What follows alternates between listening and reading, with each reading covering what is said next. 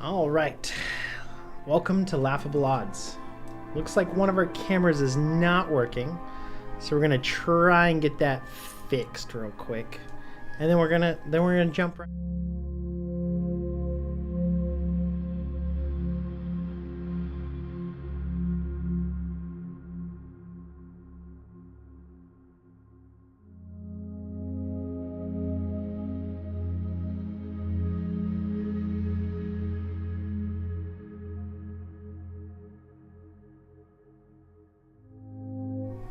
And we're back!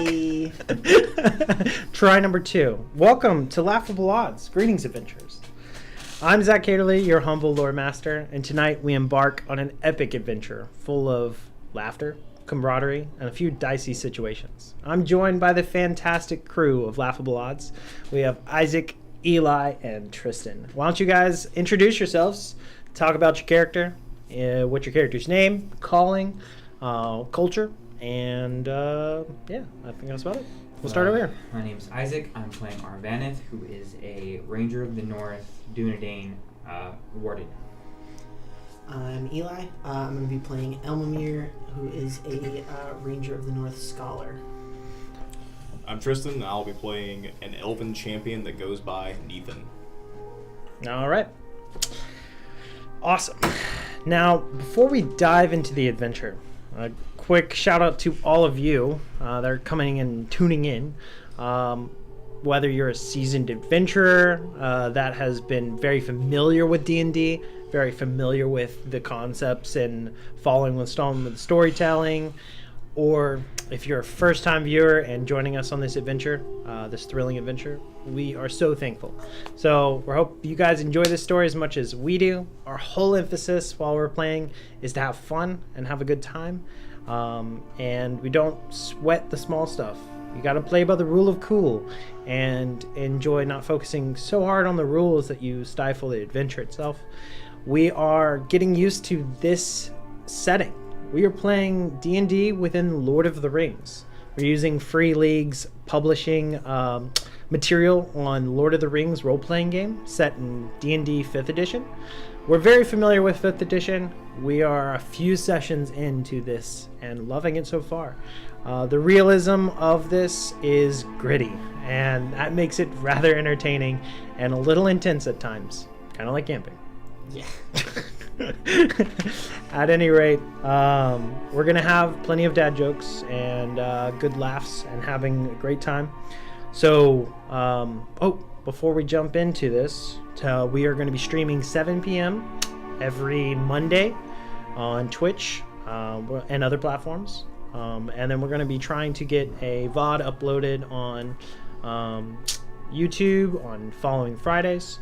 And yeah, I think that's about it. So grab your snacks, get ready for an unforgettable adventure, and without further ado, let the laughter and chaos begin. Welcome to Laughable Odds, a tale of the Blue Mountains. Let's go. Let's go! Woo! All right. So, as we jump into this, we have a small recap of last session.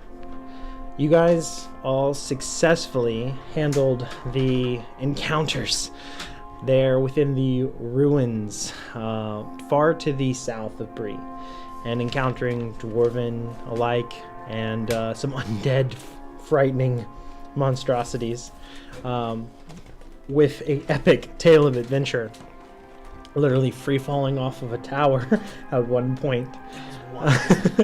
You guys successfully navigated this, completed your quest, broke the curse on the ruins, and have made out with some pretty cool magic items. You're very excited to study and learn these and try to figure out what they all do. Please tell us. Please. You guys have made your way back to Bree and back to the Prancing Pony, where you guys are meeting up now with Belmont Smoke. You guys all stumble in as the night has taken over. You come in, set your ponies in the stable, and are ready for some rest. It's been a heck of a journey, and the fatigue has taken some exhaustion on, I think, on yourself, right? What was it? You? Oh, it was yeah. It was me. So, It was rough. Oh, we already rolled that. yeah, we had that fatigue saving throw. We had you have 2 points of exhaustion, and it is really taking its toll. But the rest of you recovered rather swiftly, taking in stride, and you roll into the prancing pony on a rather calm night. It's not hustling and bustling and all moving about. It's rather quiet, and you feel like a little like you're intruding, almost breaking the peace that is the prancing pony at this quiet night. You guys step into this place. What do you want to do? Music now, just a touch. Yeah. Thank you. I need to sleep, please. That wasn't even Is, as bad of a ruckus we usually have. What's wrong? I just the whole ordeal with Lady Elwyn. I don't know. I'm so tired. I need to sleep. You know, I think that maybe the road's getting to all of us. Those bandits, I feel like it shouldn't have been that difficult. I do think that perhaps we all need to rest as soon as possible. I don't know. I feel like we handled numerical odds pretty intense the entire journey. I mean, I feel like obviously very tired, but we did a good job. We were sloppy. Let's be completely. It could have been let's better. be completely It could have been honest. better, but it also could have been worse.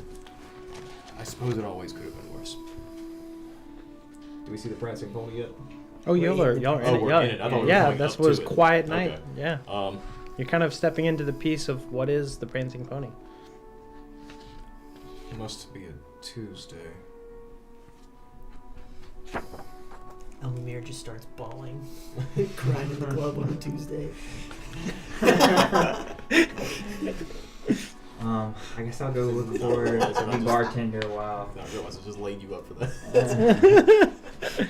while Elmamir cries. I'll look for the bartender. All right.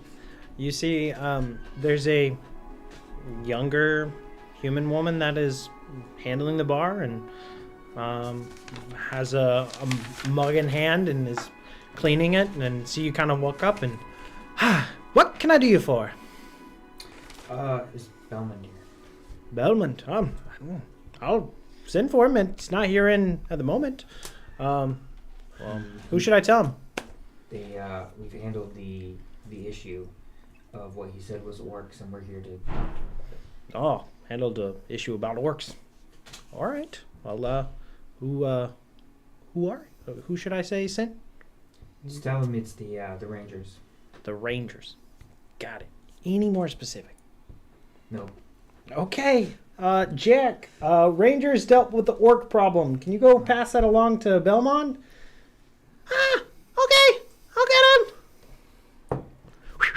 Elmir, you're getting tears all over your map. No, my map, no. Oh, It gets worse. That smudge isn't going to come out easily. Guess I'll try and find a table and set my map down and try and dab the water out. Not the maps. Not the maps. You, By the way, my hood's up because I don't want anybody to know I'm an elf. all right. So you cover yourself there. You're finding yourself protecting the maps, and you wait patiently at the bar, right? Yeah. It doesn't take too long before now coming back with Jack in the stride. You see Belmont has a sword in his scabbard, and he didn't really understand what he was getting into. He heard orcs, he heard Rangers. He's stepping in. The second he breaks in, he sees you guys. They're like the uncertainty kind of and the tension breaks a little bit. He relaxes and he goes, and you can see he kind of like tells Jack to the side, and you kind of catch a little bit from afar. Just, you got to be really careful how you say that. With urgency about orcs. People will think you'd be calling them a wolf or something. And, I said we dealt with the orcs. Why? just in translation, it's like a telephone game. Yeah. So bad. And you can actually roll a charisma check, see how. Okay, we're good? We're good? All right. So the Belmont steps up, and he doesn't even, go behind the bar. He steps into the regular receiving area with you guys with the tables and kind of splits the difference between all of you. And all right, well, y'all look a little worse for wear. I take it successful. It wasn't orcs. Well, is that a bad thing? It sounds like a bad thing. Not anymore. They're dead. Who? No, The orcs? Not the orcs? No, they were undead. Well, They were Some of them. Hold up. Undead orcs? the whole thing is Wait, there's rather undead twisted orcs? story. The important thing is we dealt with the problem. What was the problem? Curse. A curse upon the lands, we lifted it. Was that the blue light? That was the blue light. Bandits. Lots of bandits. Bandits were what was disappearing the travelers. Dead And, now. I believe Elmir has something that you should see. Are we talking about the gem? The map of the different Okay. bandit locations that you took. Yes. I will pull out the map that hopefully doesn't have smudges on it. Alright, you pull this one out and it's nice and protected. No. Good. The important one's fine. And As you wheel it out in front of him and roll it out, not wheel it out, but roll it out in front of him, he takes a look and goes, We cleared this is a little crude. just starts crying again. I mean, if you want it, we don't have to give it to you. The scale is Okay. off a bit here and there, but if you look, this is the nearest encampment to the south. We cleared this one. The other ones, how many did we clear out? 16, 17? Count Something somewhere like that. around some 15 or so. There could be more. They could just be traveling along this system they built here. We're not sure. I see. So, you made the trip down. You ran into bandits. Killed him. And then what? Regale me with the tale. I mean, I want to hear the details. We're going to need more drinks. It's a long story. Right away. I like this. Good exchange. Great bargain. He just brings up As he some walked, like, paints. Careful not to reveal. Yeah, as he's Yeah. walking away, Yeah. So you guys kind of discuss what to be tight-lipped about. Kind of keep it on the hush. Yeah. So we just tell him the scary tomb fight, Killed and we bandits, lifted. And fell in a hole, got out of the hole, came back. Took a while. I wonder how he lifted the curse. How am I going to tell him that? Make something up. You're an elf. You know about magic. I mean, there were undead Dunedain at the base of the ruins. We could have gotten information from them somehow, conceivably. Could What's you your say A flat. I got a +1, so I guess I'm I'm the at party face. disadvantage on ability checks right now, too. Well, we don't have to lie. We can just tell them that we found the tower. We found the ghost. Hi guys, I got the drinks. Yeah. What? Are you sure you should? Yeah. Here you go. Take that.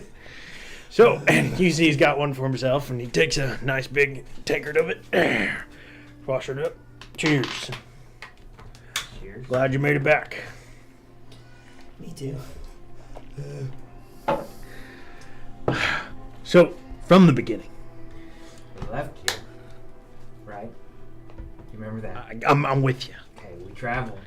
We came upon what we thought were some refugees. So we went to go investigate. Turns out they weren't refugees, they were bandits. So we killed them, and then the last one, he told us something about their main camp. So then we went there, and then we killed them. All right. Slow down. More details. So, how many were there when you first found the refugees? They came upon you and they attacked you first. What? Phrasing. Five? Six. 5 or 6? Yeah, Six. 6. And then there were another 5. And you just went toe to toe.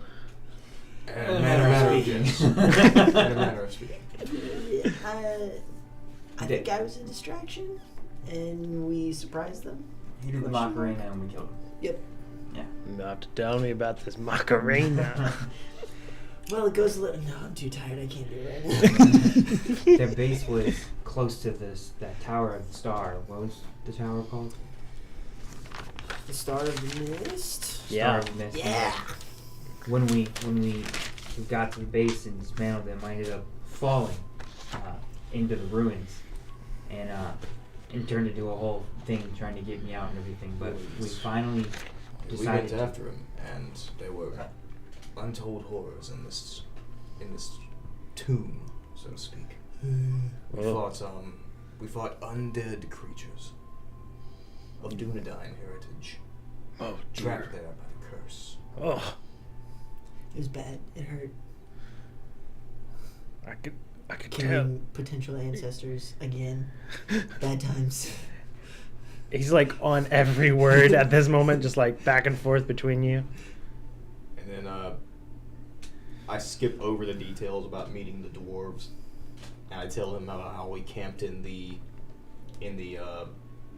ruins, and then we went and confronted Lady Elwyn and lifted the curse. I don't say anything about the stone. I just say I end the story. We defeated her narrowly and lifted the curse upon the land. Wow. This is like after like 2 or 3 rounds of drinks, like Yeah. of details Giant worth the graffiti story. on the walls when we got to the base of the tower. Big clue that there was a curse.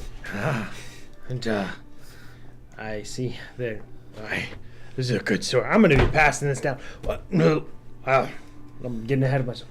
You guys need a reward.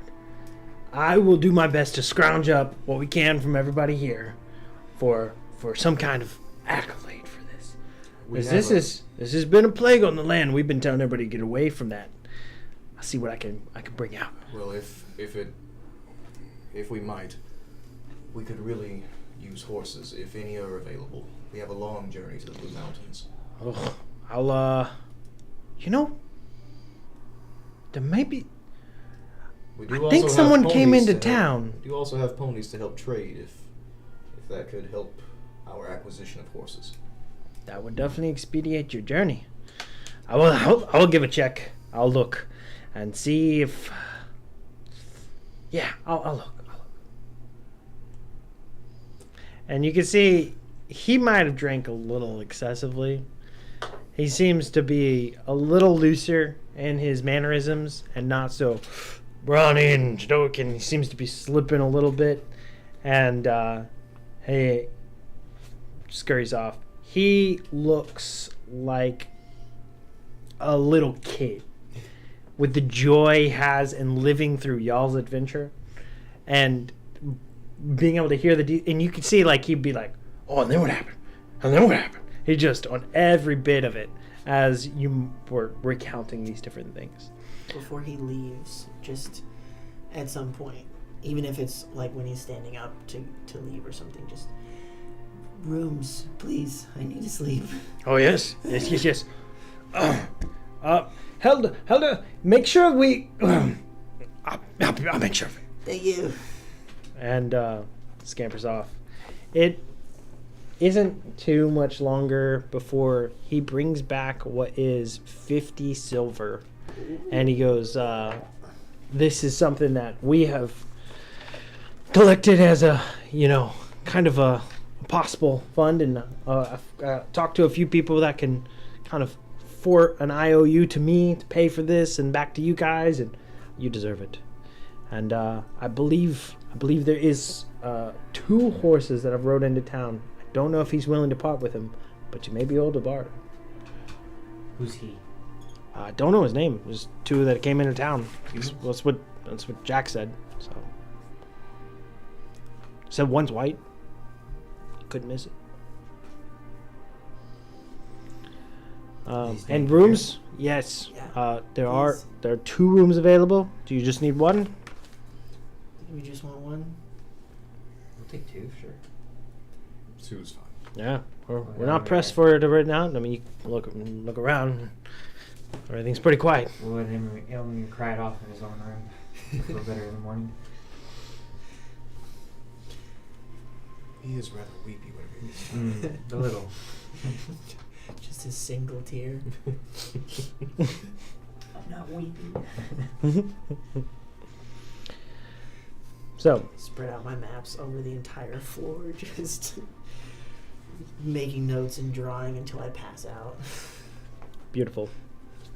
So, now we'll cut to essentially an above table approach to this fellowship phase as you guys are heading along into preparing for your next leg of your journey. One, needing to rest and recover and get reset so you can go on your next leg of your journey. And have some undertakings. So with that, you guys get one undertaking of choice with this fellowship phase, and then you get a free one. You guys already know what you want to do with those? Yeah, we're going to do the reveal magical items or For research sure, magical we're gonna items. do that. Okay. And then, what was the second one? Did we decide? I don't think we did. Were you going to do pathfinding or gathering rumors? Yeah, with pathfinding then, I guess, because we don't really have any rumors we need to gather. Yeah, I don't think We so. still got to go through the Blue Mountains too. So Yeah. So, studying storied and figured maps, I think is what that one's called. Yep. That's my free one. So it is that you guys first day of this fellowship phase, taking a nice long rest. You guys, as a part of that, have a spiritual recovery as a part of your journey. And I can't remember if we had done any positive impact from y'all's Shadows points last time. Did we? yeah, end we up doing did. that? We took some shadow points off Okay. for. I think I may have attributed Yeah, I that think to that was part of the sooner. journey That was part of phase. we're lifting the curse. We got shadow points off for just lifting a curse. Well, no, So but this would be a part of that time. spiritual recovery. So I just awarded them to you sooner Gotcha. because the venturing phase resulted in what could be considered a positive outcome in the fight against the encroaching shadow. Cool. So I just gave those to you guys a little early, so y'all still had those, and you actively hindered or damaged the enemy in its influence. So that was where y'all had, I believe, what y'all had removed was 2 shadow points, I right? think so. Yeah. That matches up with this. For this, I lose a point of exhaustion. One- as part of a long rest. yeah, That's correct. 1 point of exhaustion for the long rest. Then you still have 1 left. Yeah. And then you guys will spend the time poring over storied and figured maps from all the information you can find within Bree, and then also trying to get as much information on these weapons as you can using the old lore proficiencies and other things like that, and trying to pour into that. And also trying to talk to anybody around, anybody that knows anything. And also practice with some of these weapons and items to try to understand their traits or what makes them special. In this time, you guys are able to find the speakers that have traveled through Bree that speak Dwarven and speak the other language that you have written on these, so you guys can understand what types of runes are encrusted on these and really start to unpack what are these magical items. So, for Tristan, you had which items? I had the black great bow that we got from the bandit captain, and I had the green circlet that was made of intricate metal with vines and leaves basically carved into it, or that's what the metal was supposed to resemble. So, studying these magical items for yours, this is called Fellwind. This black bow has a very dark, dense wood make that is almost like a stark, jet black in nature. And it has the benefit of straight flight, which gives it a +1 on attack and hit, and creatures have no benefit from cover. Then, for the circlet that you got. This is called dove.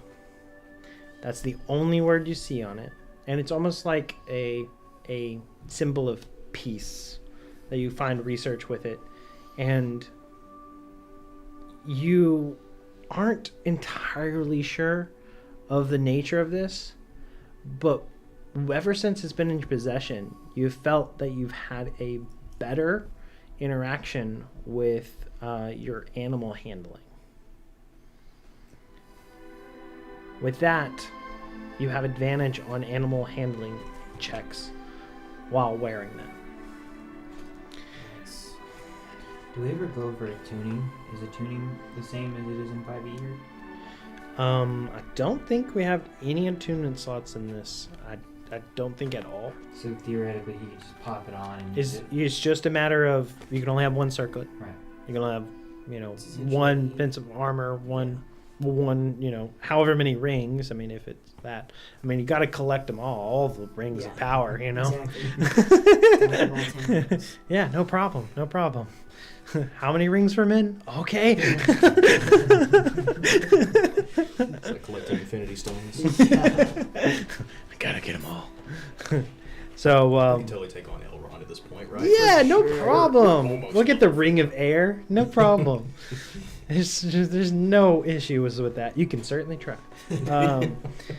For your items, you had Snaggletooth, the spear. Yes. And then you also had the crown that had held the gem, right? Yeah.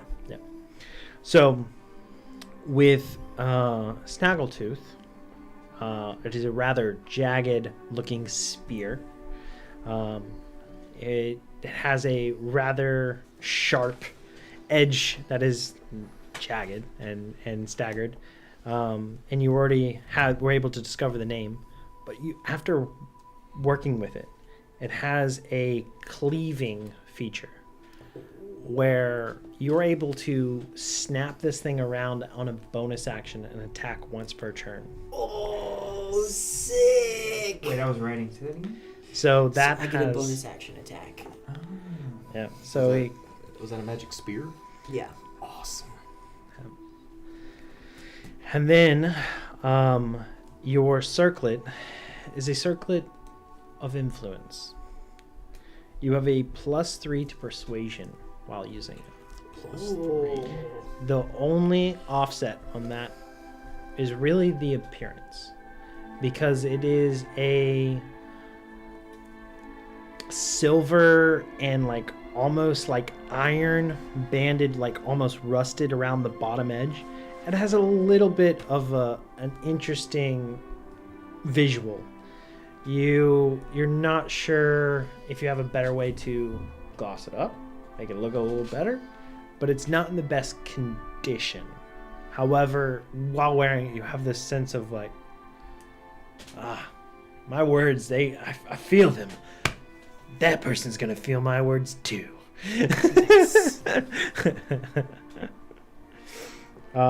There's almost like it just exudes this confidence of, with my fancy hat, I'm the fanciest of the fanciest.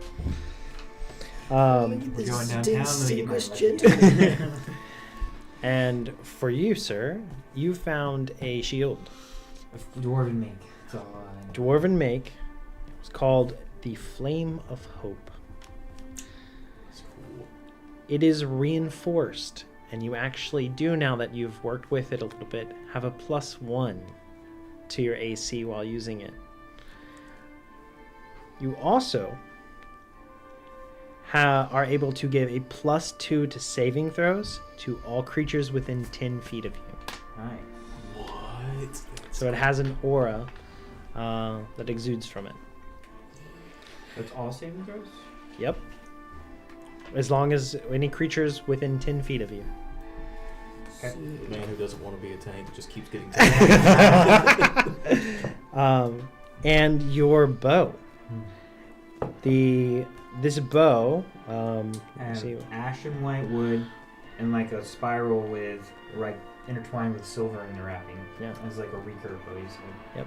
This is called the Gleam of Terror. It It is a +1 to hit and damage. And as a bonus action, you can imbue your ammunition with sunlight and deal radiant damage instead. With So you're the all- entire attack? Yeah. So you essentially like anoint your ammunition with a divine blessing that emits light and deals radiant damage instead of piercing. Okay. Nice. As a bonus action. Yeah, so essentially that bonus action will set Yeah. that. And that attack following will be, for the rest of that turn. So it's basically like, all right, I ignited it. Whew, I need to do this as radiant damage, or I need a light. Otherwise, it's just +1 damage and hit. Cool. For my spear, you said at the end of the last session it was +1, just temporary because you hadn't had a chance to look at it yet. Is that still standing, or does the bonus action instead of that? That is instead of. Okay, Sorry. cool. Yep. That's fine. I just wanted to make sure I was clear on that. Yep. Thank you for clarifying, because your bonus action's pretty good. Yeah, that would be insane to have both. All right. You just got the polar master polearm. Honestly. So now, Got a sentient paladin as a shield. this is kind of like 2 to 3 days within y'all's period of rest that you guys are able to really uncover enough information with practice and working on these items and trying to learn as much as you can before you get to kind of your buying, selling, getting rid of stuff, exchanging, selling ponies, buying horses, other things like that. For this, I would like one of you to be attributed to probably a persuasion roll. I have +3, but I'm also at disadvantage because exhaustion. Do you want to give it to me and let me use it then? Yeah, go for it. Have le circlet. I have For smith's now. tools, and I'm proficient with them. Over these days, could I try to, I don't know, get some of the rust off of that crown for him? Yeah. Polish it. Yeah. Polish this thing up. Work on it. Yeah, I was gonna say I could also like put some little leather wrappings over the parts that can't get cleaned, make it look a little Sweet. fresh. Do we need to roll for it?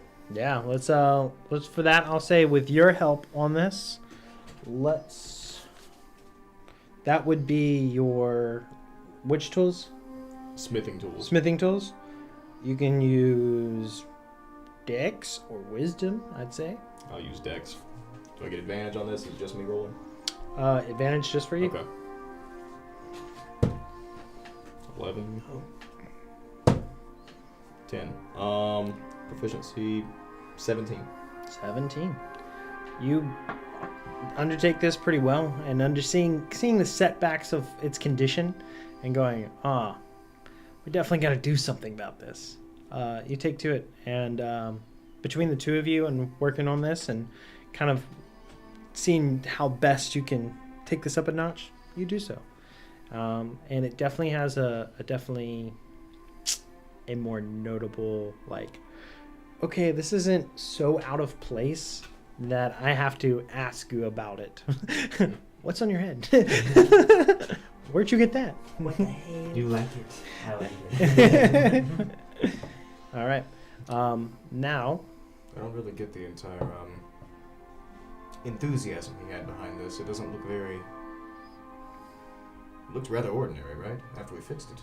I mean, except for what is like the detailing of like the oval shape where that gem was encrusted in it, that seems like it has purpose behind it, and it, with it not being there, it does seem like a design flaw, because it seems like, okay, why'd you do that, but we'll have to find a gem to put in it. You don't want it?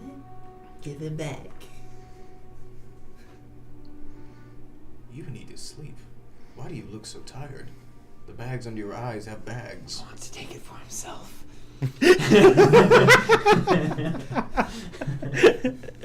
I don't know what you're talking about. I don't need sleep. I need I don't need answers. sleep. I need answers. We go and try to. I guess we. Barter and other things like that. So for this, we're going to see how successful of this encounter goes. Whether it goes not in your favor, really not in your favor, or okay, that's all right, passable, agreeable, or like, oh yeah, we really made out on that one. So we have 4 realms of possibility here. Give a roll. All right, so we're talking to the guy trying to get the horses. Yeah, and this is also going to lead in kind of also like y'all bartering off the ponies and extra stuff that you have and the supplies that you guys were able to pull back from that camp. So many things. Let's roll. Okay, roll. A lot, Okay, a lot but rides on this before one. we do, I would have talked to the party. What are we willing to give for the 2 horses? We don't really have 3 anything ponies. except I currency. mean, if we We have all both that horses, armor and do all we that stuff that we took. If we take the horses, Do we So need any ponies if we have both of the horses? Well, that's 2 people to 1 horse. That's fair. I would think that we would need to keep 1. you could also get pony for a supplies. you can also get a cart for the horse. So and What then is you a can horse have can all carry? the different stuff. compared to a pony. So a riding horse carry about 480 pounds Oh yeah. versus a pony is 225. Oh well. And Especially if it's a draught horse, which is a little bit more stout and other things like that, but not as fast, it's 540 pounds. So kind of like a Clydesdale hauling things versus a thoroughbred like racehorse in a way, you know. So are we willing to give up all the ponies for the horses? Yeah, If I we think have so. to? I think so, because then we can get a cart as well. But So- if we only get rid of 3, we keep pickles. What about your supplies? What is like the value of your supplies that you have We have that you tons want to of get rid crap of? gear we need I've to sell. got Yeah. 6 hide armors and probably would have picked up more after that because that was just from the first encounter we had. Right. So with that and having the carrying capacity, yeah, you're probably looking at like almost like if it was 1-to-1 of buying it, that's 10 silver per hide, like armor. Okay. And you guys at least ran into a dozen of those, and And y'all are you've got swords and stuff. One of you have swords and stuff. I have all my right? stuff written down. It's not a lot, but 2 axes, 2 swords, 6 javelins. Yeah. Yeah, you guys got a little bit of a small armory now, you know, of like things. Now, granted, the armor's seeing a little bit of damage from the fights, Yeah. and so not all of it is perfectly agreeable. But with these values of these items and trying to make an exchange or have a talk with other people selling those items and then offering a monetary value for the horses, this whole interaction, rather than have broken to like roll after roll after roll for this, we're just going on one to see how this thing goes. All right. Do we have fellowship points? We do, and I have. It lots of has stuff. not reset yet because Fellowship's not over yet. Wait, and y'all used all of them, I think, right? I think so. Do we only? I thought we got them per day. I have luck points No, either way. Okay. it is Alright. it is until the long Journey. rest. Yeah, Alright, yeah. And so I the have journey. 4 now because my wisdom's 18. Nice. All right, here we go. Okay. 11 plus Line of 4. lore. Plus the crown, or do you already have the crown? Yeah, I added the crown, so that's 15. Yeah, roll more. Well, with the rhyme of lore, that brings it up to 20. Okay. That's Alright. good. Well, So- you get those back for a long rest anyway, right? I'll roll it again. Why not? All right, so that's a 22. 22. Nice. All right. So, an exchange of all of these items and everything out. You guys willing to separate ways with the ponies, get a cart, try to get the horses as the goal. You guys easily do so. And on top of the money that you guys currently have, you also get 25 silver on top of that. Nice. Did you And write down the 50 silver we got He did. from Belmont? Okay. We should probably manage our money and like try to see what we have and see if we can convert silver to oh gold yeah, for you weight can purposes. definitely break it down to gold. I've got Wow. 64 silver pennies written on mine. I have That's 6. everything 10, we've got 10 so silver equal 1 gold. I have 6 silver, so I'll delete that. Add 6 Yeah, yours. I've got 6 as well. far. All right, so we've got 76 if you get rid of yours on your paper, Eli. Cool. And then I have 14 gold pieces that I can transfer So to you. you have 76 silver? Mm-hmm. So that would be like 7 gold and 6 silver if you wanted to. I'm mark just it down. keeping it. It helps Yeah. me keep up with it if I do it by coin. Yeah. Unless I end up with like 3,000 copper or something. Right, I'll something do crazy. Okay. So, with that, is there any supplies you guys are looking to get before you head out on your journey? You now have 2 horses. Are they riding horses or driving horses? They are both draught horses.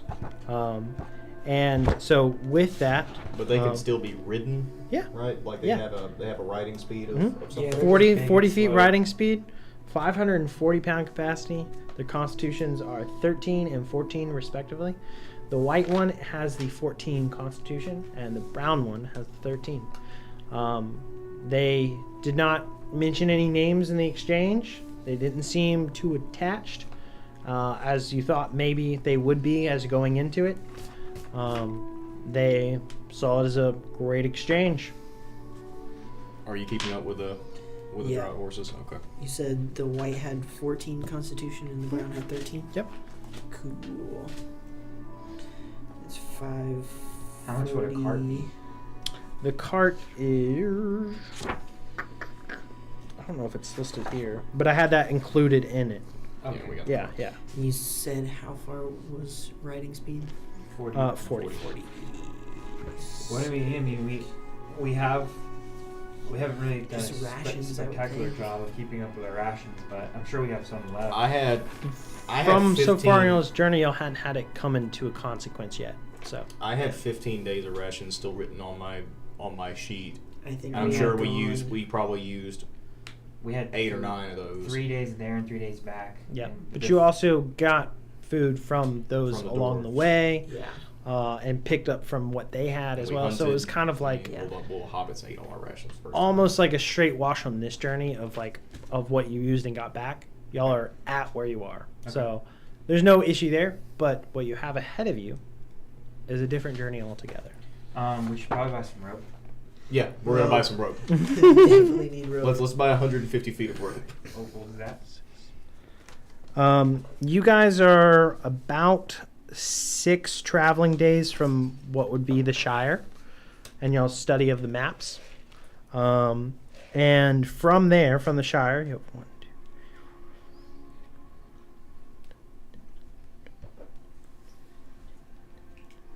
Probably anywhere between 20 to 25 days from the Shire to the Blue Mountains.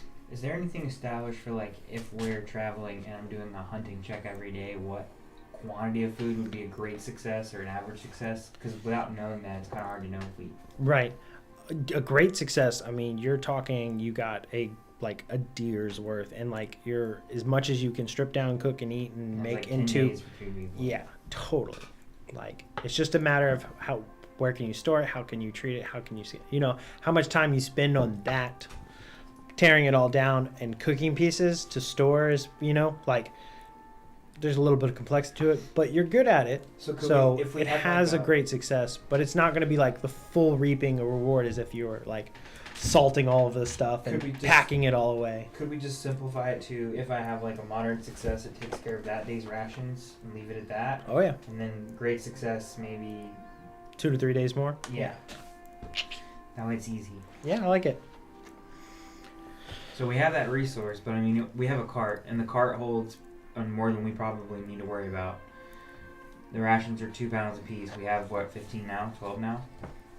How many did you say we had? I was gonna say 15 minus Yeah. 8 for just say we all ate a We day's said worth. we essentially ended up at the same place. So as I we mean, 15. started. Yeah, we have 15 days of rations. So we'll just go to 20 if we think that's the average journey, knowing I'm going to be hunting every day anyways. Yeah. You can guys get 50 feet of rope for 1 gold. Mark it up. Rope is expensive. You said you had You 14 can get- that you could transfer to You me. can get the Yes, hempen you want rope this? that weighs more. I'll keep it with all the money. If you get the silk rope, Oh, they if weigh you're 5 keeping- pounds per. But If you're keeping all the money, I also have 3 gold. okay, I'll keep all the money, but for in world purposes, it's divided amongst all of us. So I'm not just walking around with 70,000 gold. Yeah. Right. All right, so you have 3. You said. Yeah. Okay, we have in total. We have 31 gold pieces and 76 silver pieces with all our money together. Cool. So Okay. how much was the rope? That's One. pretty good. 1 per if you guys want to get the lighter rope. That is 5 pounds. It's half the weight of the other one. Is it still strong? Yeah. And how much? Great. Like, think like well crafted versus like a little more hewn and rough. Okay. Still both strong, just thicker, thinner. One's a dock rope and one's like a work rope. Well, we Yeah. usually use it for climbing, so Yeah. let's just. You guys want to get 150 feet of the light rope? Yeah, that's fine. That's 3 Yeah. gold. Okay.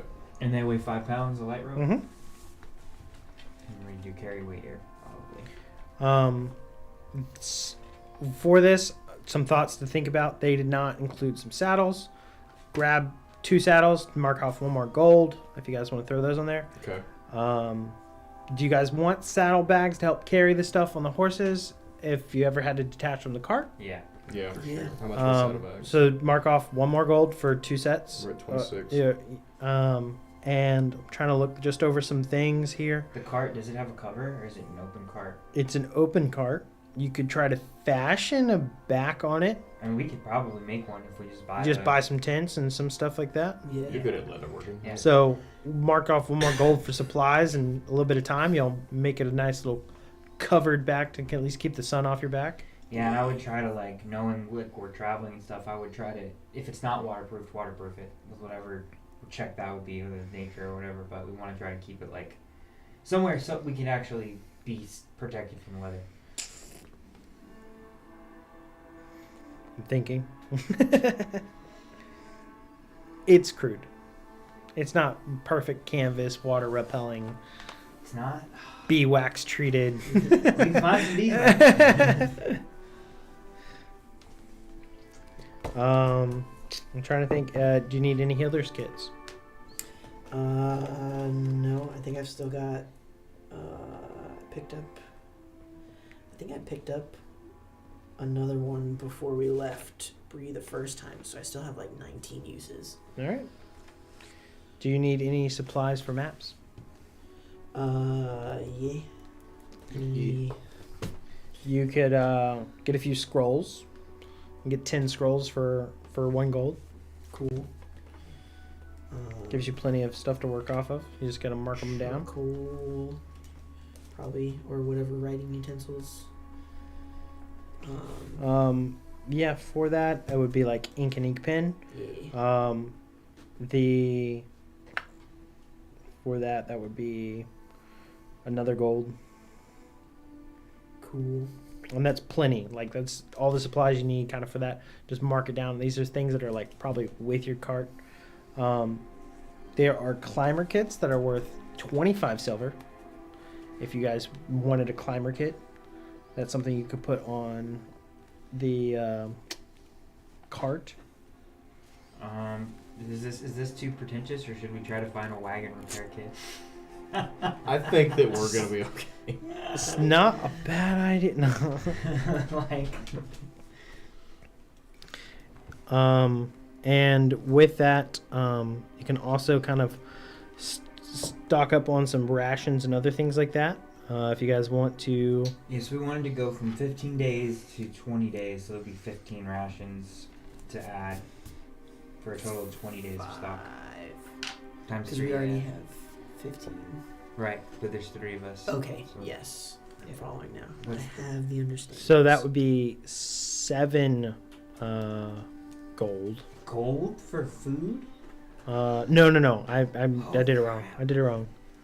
That would be. Nah, that's like 1 gold. And you could probably get. That would be 9 more. So that'd be 3 more apiece for 1 gold. We've got Okay. plus. So we got 23 days. 24 gold Yeah. left and 76 silver.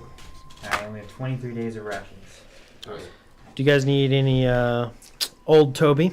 I think he's just trying to get us to spend money now, so I think we should hold on to what we have left. Any pipeweed? Any Smoking a pancake. do you guys want any feed for your horses? I was gonna ask if we need to worry about that or if they would graze. But I mean, we may not be in an area where they can't graze. Essentially, we're just taking your resources, stocking you up well for the journey, so So we can get robbed later. that you at least are ready and all set, and it's not like, oh, we have all this money, what are we doing with it? Well, it's actually went to something. Okay. We'll buy feed. Was it in their gold? Yeah, I mean, probably for this you can get like easy week's worth out of one gold piece. So can we just match it to ours? What would it take to match the horse rations to our rations? Essentially, This would be 18 Space. days. A little bit. It's because you're gonna let them graze some a little bit here and there, Yeah. So Let's really, just it's keep it about at space. let's just keep it at the 10 days. Yeah, Okay. I don't think you're gonna be in too bad of a problem there. I can't think of anything else. I mean, we've got everything else we need: food and. I was gonna ask if I doubt they sell them here, but upgraded arrows, because we're using crappy arrows, but I don't think we're in a place where they Nope, have anything but like that. for 1 silver you can get 20 arrows. We Yeah, have a lot. Yeah, we all picked up arrows at Yeah. the end of the last You all have, fight. I think, at least 30 apiece, I right? think we all I have 60. ended up I at have 60. 59. Okay. Yeah. So, think that's it. All right. After all of this, you guys have now prepared yourself. Well, you've rested and you're ready to set off.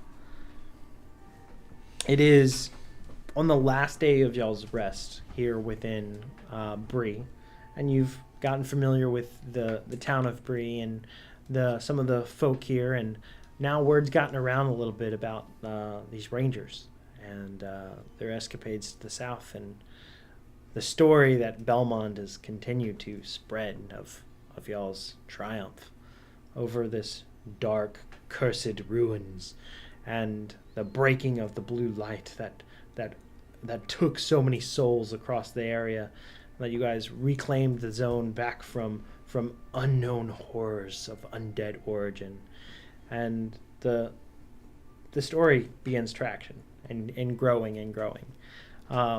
And while you guys didn't embellish or throw any wild tales in there too much, you stuck to the facts, kept it pretty straightforward, play by play. Belmont has taken some theatrics to it, really buffed it up a notch, and All good stories deserve embellishment. and you guys get some pats on the back and people buying a few drinks for you around here, and No, 57 bandits. Yeah, exactly. Yep. and you guys start to get a little bit of recognition for this, and there's an overall welcoming response from this. On the last day of y'all's time here resting, you get wind of some stories of other problems, things to be thrown your way, that maybe you guys can look into this, maybe you guys can help with this. And one that kind of takes note is there is some monster that is within the Barrow Downs outside of Bree, in the dark lands of the hills, that seems to be wreaking havoc on some of the livestock on the surrounding hillsides. Something large that is taking entire sheep with next to no trace except for fluffs of wool and hair behind it. They haven't seen much evidence of it, just in the night. Can we The parts of their herds have been gone missing. I guess so. We're getting approached and all this. I want to go to Belmont and ask him if he will start a book or something, or a list, because I'm assuming we would all agree we can't stop any more of our main quest right now, right? Or we? I think that Neithan would think that we've been delayed enough. Yeah, maybe they can keep a record of people's requests for us to come back to, or anyone else who has interest, just in the continuance of liberating this part of the country. Yeah. Land. So you have a nice talk with Belmont, who's, well, yeah, I can build a list. We'll build a nice one. bounties on it. Put it up on. Make flyers. I'm building the Witcher here. As he likes this idea, this taste of adventure. He's excited about the prospect of it. He's like, we really needed a better system for this. Also, while we're the last day, I had a thought. Is there anywhere I can go in this town that would have a book that could help me start to learn Dwarvish as a language? Because we keep encountering that, and none of us speak it. Yeah. Here in Bree, no shot. Okay. No luck. This is one of. I mean, actually, anything's Not possible. even like, where's the bathroom? No. Hello? Anything's possible. Roll an investigation check. The DC is difficult. Oh, wait. Where in my worded lands? I might actually have a chance at this. The warded lands of the public library. Yeah. Oh, let's go. It's not going to matter. What was it? What was the roll? Investigation. 17. Unfortunately. This is very hard undertaking here.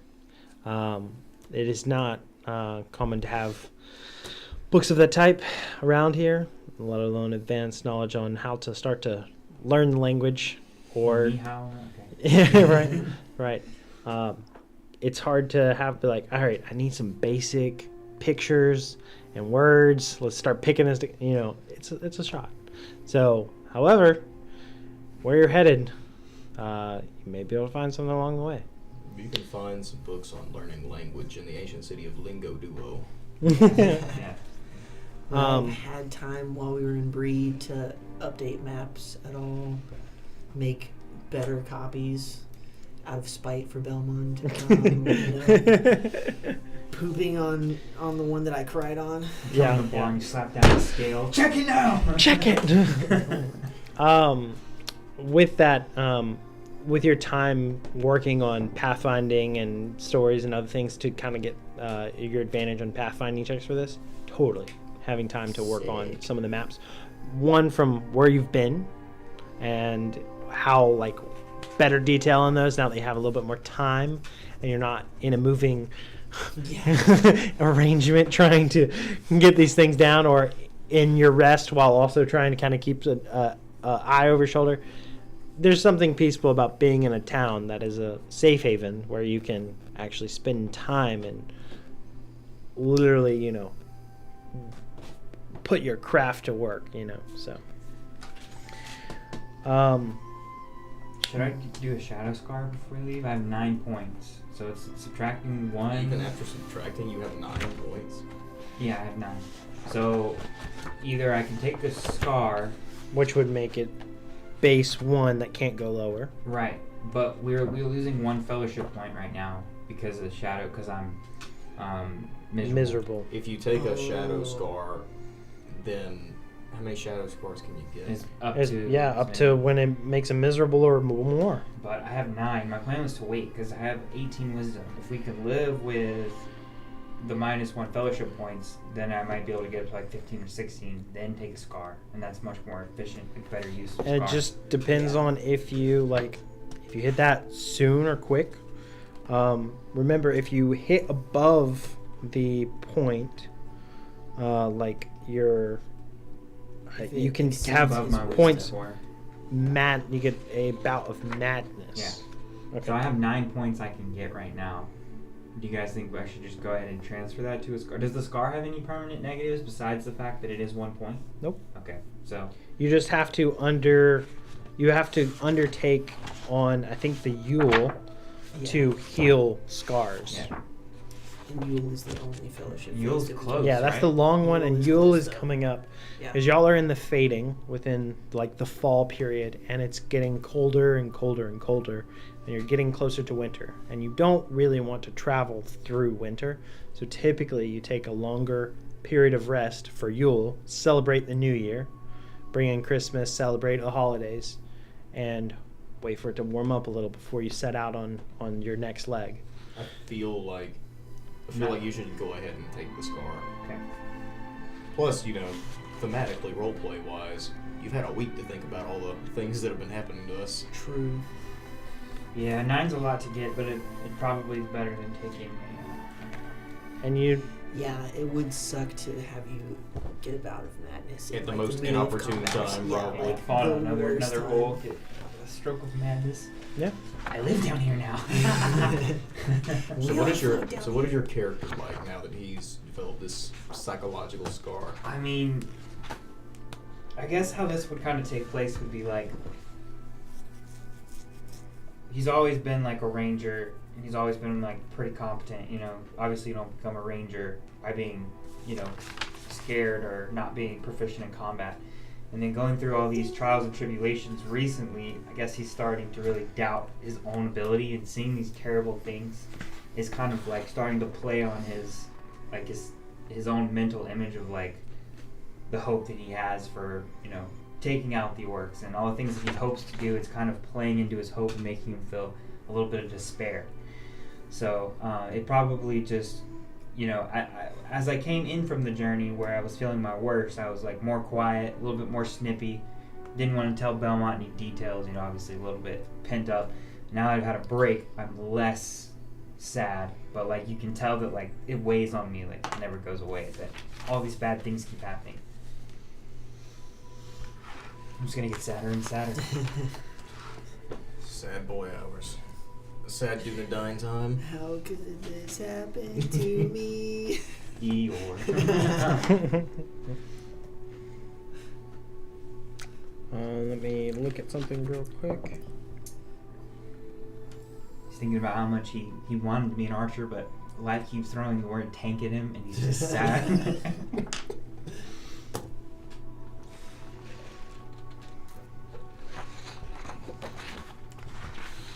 I want a second bow attack so bad. I want it so bad. I'm so excited about this spear. That's gonna be so clutch. Yeah, he's gonna be the only one that can attack twice every turn now. So your new front line. Yep. I almost need to give him a shield, don't I? Honestly. He can't use a shield. Why? He's not proficient. Oh, true. I tried to give him a Yeah, shield I last only time, have and you one. can't Do use you it. want to switch then? Do we actually tactically need to switch to where I take the spear and he takes the sword that's keen and I frontline? Because I'll have the highest AC, I think, at that point, with 17. I feel like if you're frontlining, that spear is going to help you tremendously. That's up to you when you True. found it. If you want to use it, then What's the sword? the sword is just a sword, but it crits on 19s and 20s. I mean, we can make it work without it. I'm just saying you can consider that possibility, because that would Yeah. give us a singular front line. Yeah, I'll think about it. Okay. By the way, you get that circlet back, obviously. I gave it back to Yes. you, and now it's not weird looking. It might work to our advantage Thanks. if we keep it split up. If like we start with you, like we have been, and you get Mhm. more damage, and we switch off if it gets bad. Yeah. Might work. Sorry. Thought that was important. No, it's I'm good. good. Y'all good? Yeah, Good. I think so. All right. So, we can grab a journey sheet as we go into our next leg. So,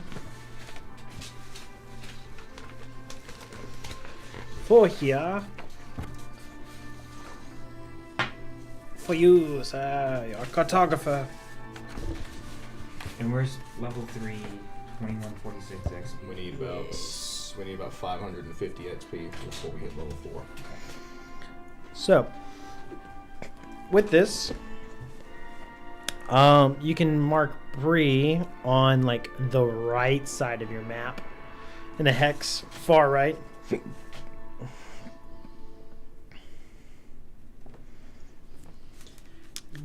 And then you're going to mark out nearly in a like exactly straight line hexes, 7 squares or 7 hexes to Hobbiton.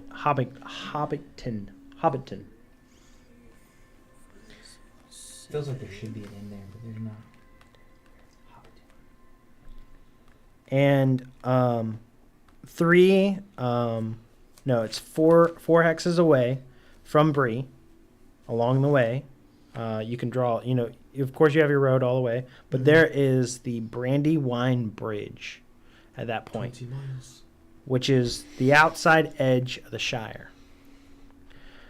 below Brandywine Bridge, and about a hex closer to Bree, is the Old Forest. So it'd be like So, down like- one, like go down and over X. Basically, just below. Like here. Yeah, I Or would do. further down. I would do up one, and do that one and the corresponding adjacent one, both of those, as the Nice. Old Forest. Okay.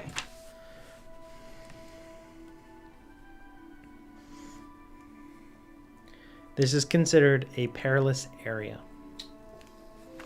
And then, beside the Old Forest, the hex next to the right and closest to Bree, and stepping down all 3 hexes, is the Barrow Downs. Oh boy. And that hex kind of pattern can kind of like step down, jog to the right, step down for your Barrow Downs. Sick. And that gives you a little bit of the lay of the land of where you're traveling and what you're passing near along your journey. I think that about does for that side of it. You can put everything else in.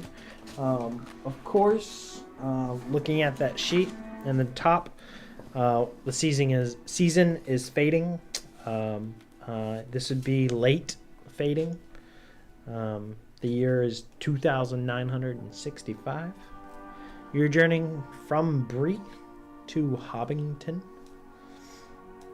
and it is approximately 7 days of travel.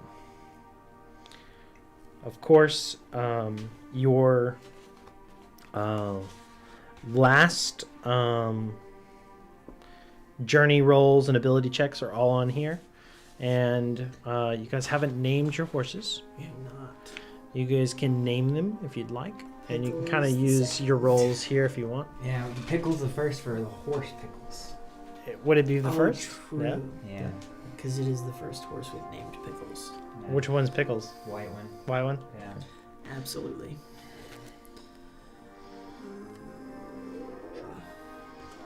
I can't name both of them. Come on, guys. I don't even have a name.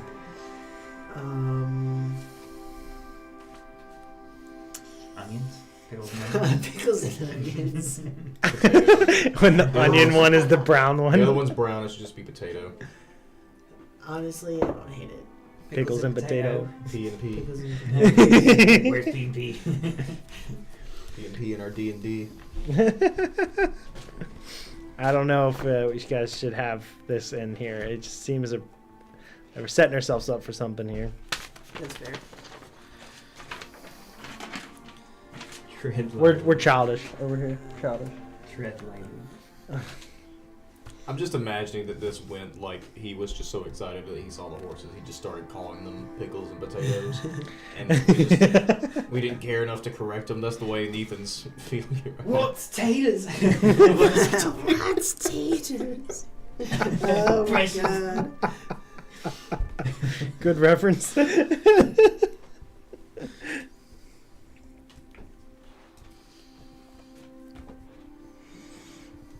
I hope we don't have to encounter Gollum in this adventure.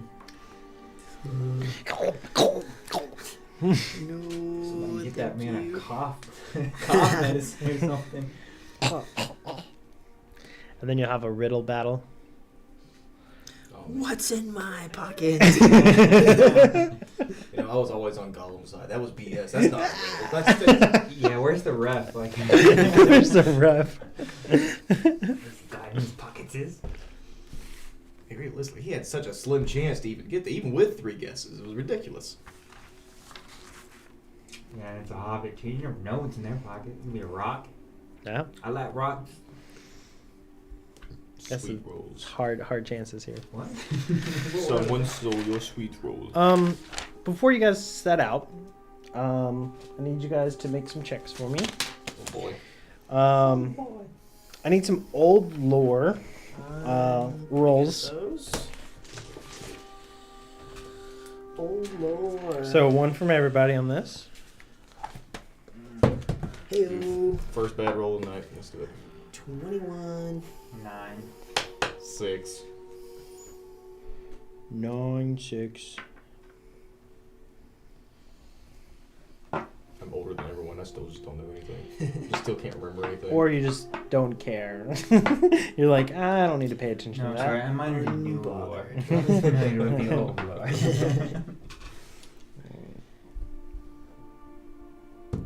All right, and then I need.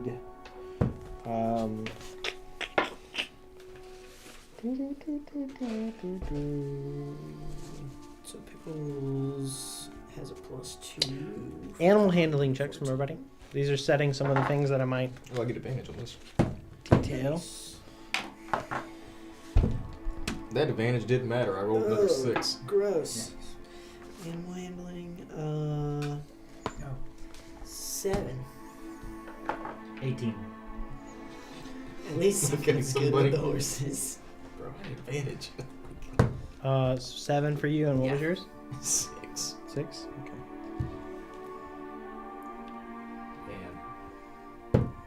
And And then perception checks from everybody. Okay, I can do that. Ooh.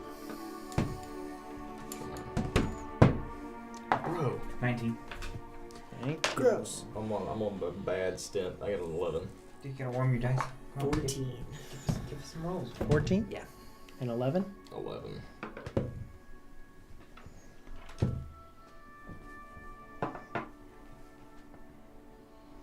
All right. Wonderful. So with this, yeah, that was just that reference. I can take it.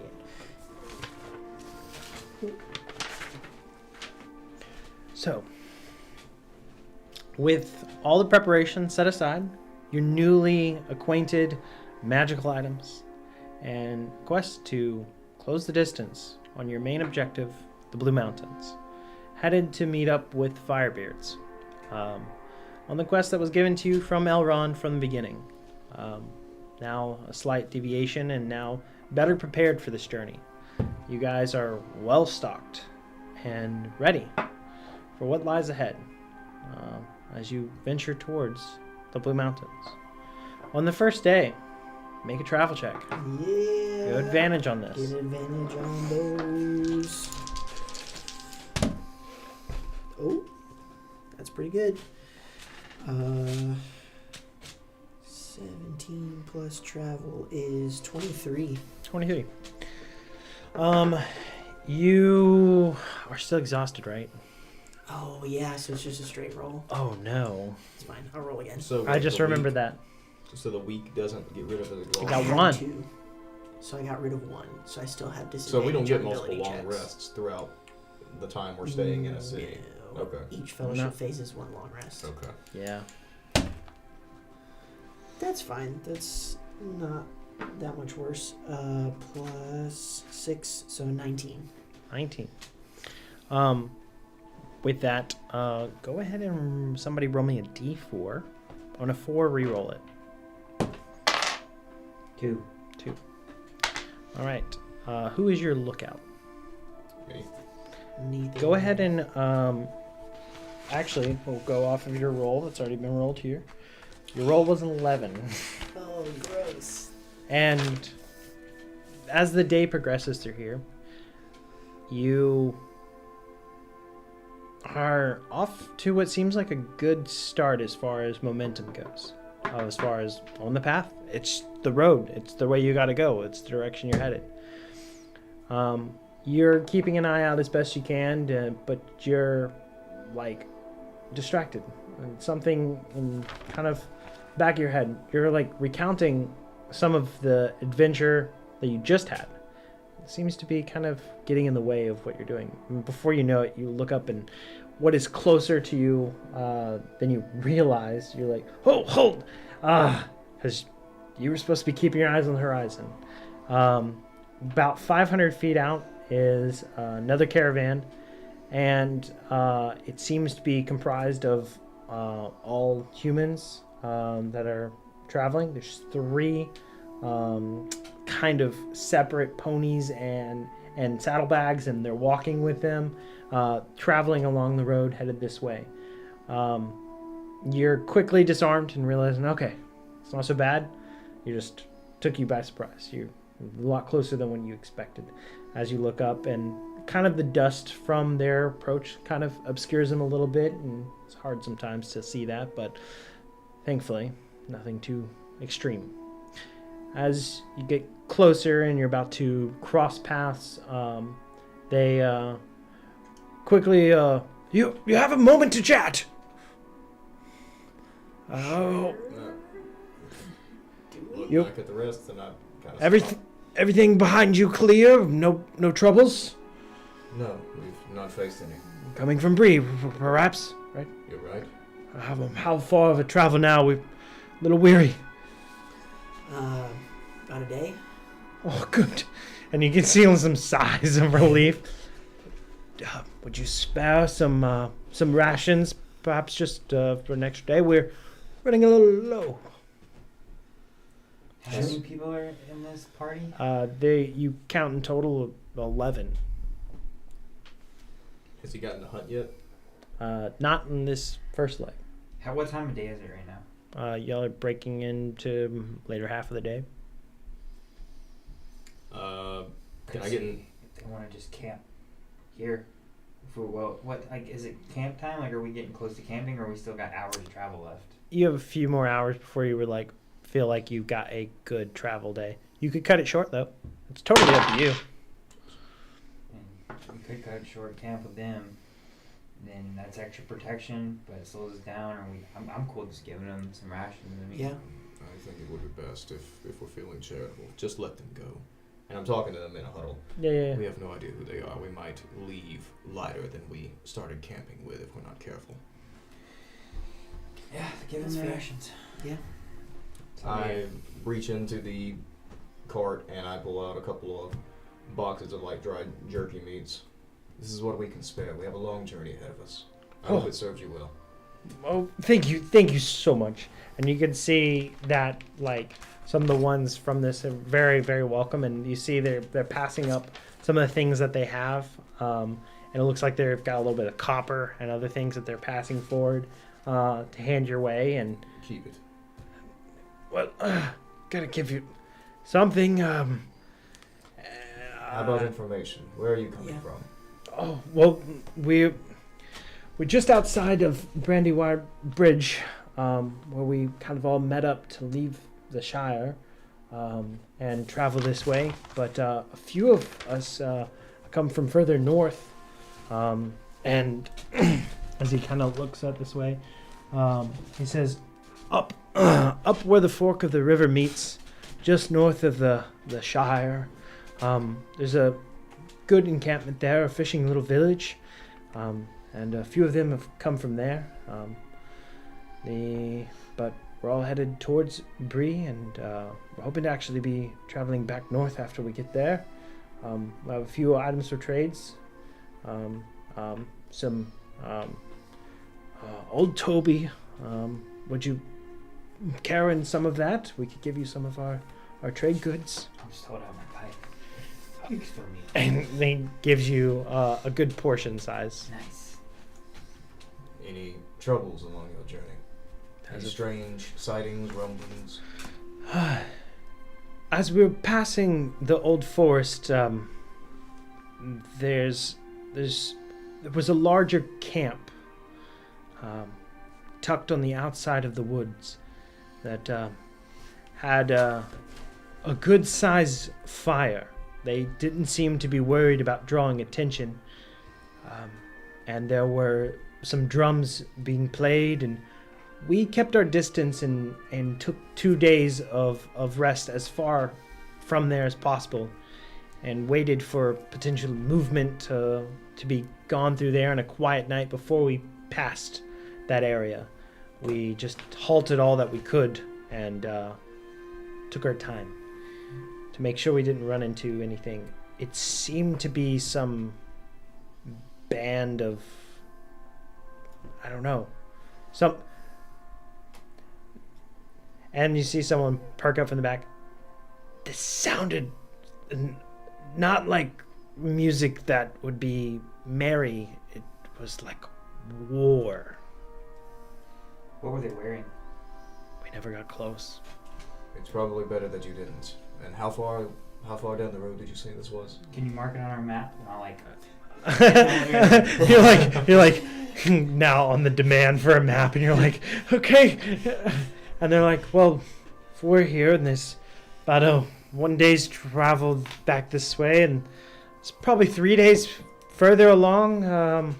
We're not traveling the fastest, so you may have come across it a little sooner. I'm not quite sure. You said they were playing instruments. Sounded like war. What could you tell? What kind of instruments were they? Like horns? Drums.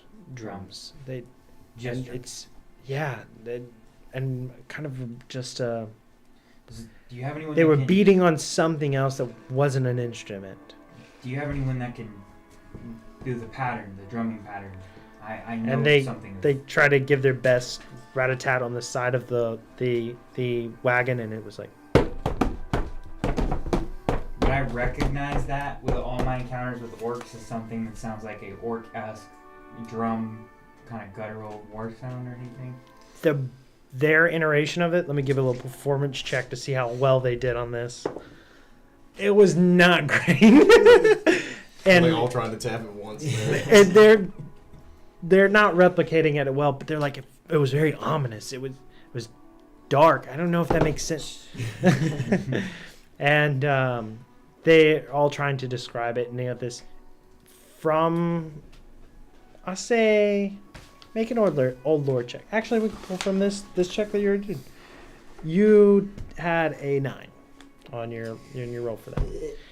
As you kind of piecing that together, you're like, there's a good chance this could be orcs, but that doesn't sound anything like anything you've heard. It's not rock. It's not hip hop. It's not R&B. What are you doing?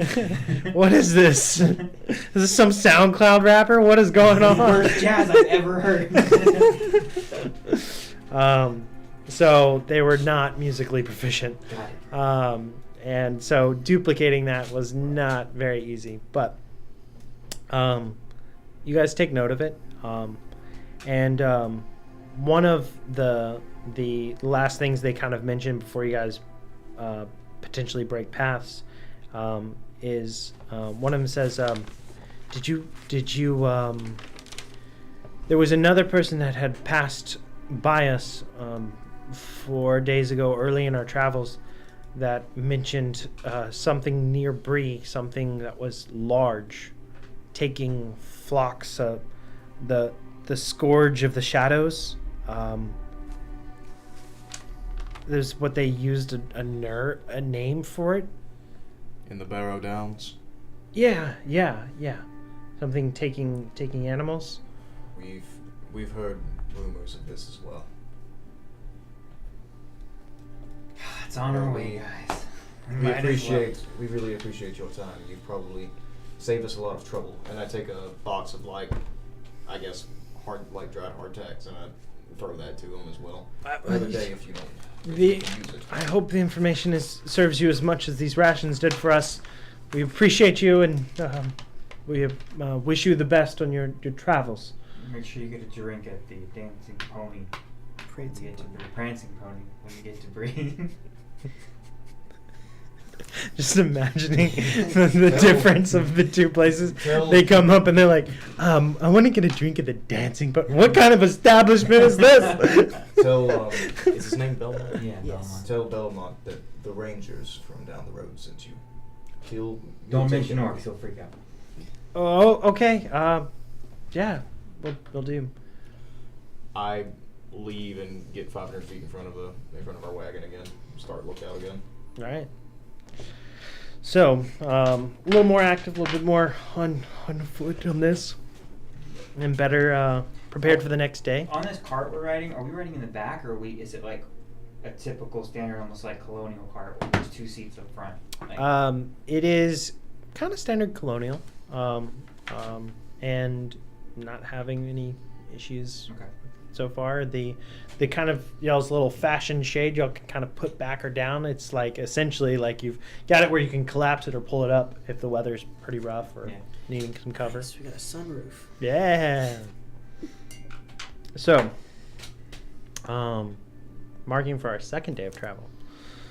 I need you to roll that travel check. flat roll. Does he get to try to hunt at the end of the first day? There's a little bit of time here. I'd say yeah, at the end of it. What a waste of a natural 20. 28. You guys recover all the rations that you guys had given away, Nice. and probably another day's worth, easy. We have 24 rations, 24 days now. You guys are feeling pretty solid on this department, Okay. and you're doing your best to parse it out and have it just be as salvageable as possible. And you're like, everybody get your field. Everybody get your food. All right. No, that's bad. It's. I mean, it can only get worse twice. It can only get worse twice. Total, that's a 9.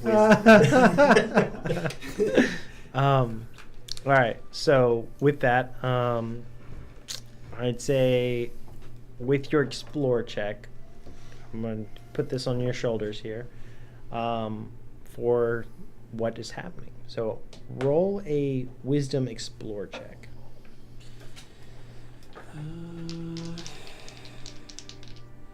Where's my explorer? There it is. Okay. At disadvantage, right? Disadvantage. Yes.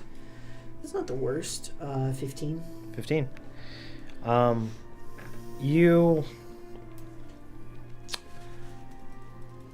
see that as you're heading along this path here, there is what seems to be a slight deviation in some of the terrain that seems to be like a heavy bit of rainfall has messed up part of the roadway or things like that. And it looks like, okay, no problem. We shouldn't have to detour around it. But as you're pushing through, it's rather rough, and it kind of pulls you to kind of a bit of a slower movement. And as you're now in like less of a steady movement across here, this terrain, I need everybody to make a perception check.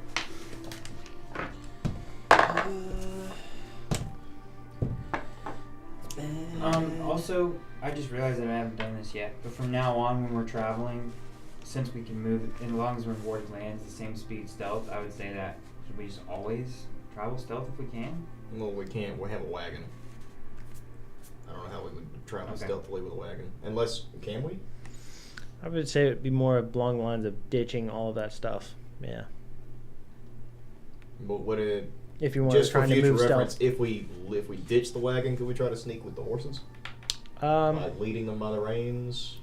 I think with a successful animal handling check, you have a decent shot at it. But you got a large figure from a horse trying to, move through an area versus moving kind of more hushed and So lower it's to the on ground. foot only, then, basically For the best part of that. Is it possible? Yeah, sure. Is it more difficult with horses? Yeah. 16. 16. 19. 19. 12. 12.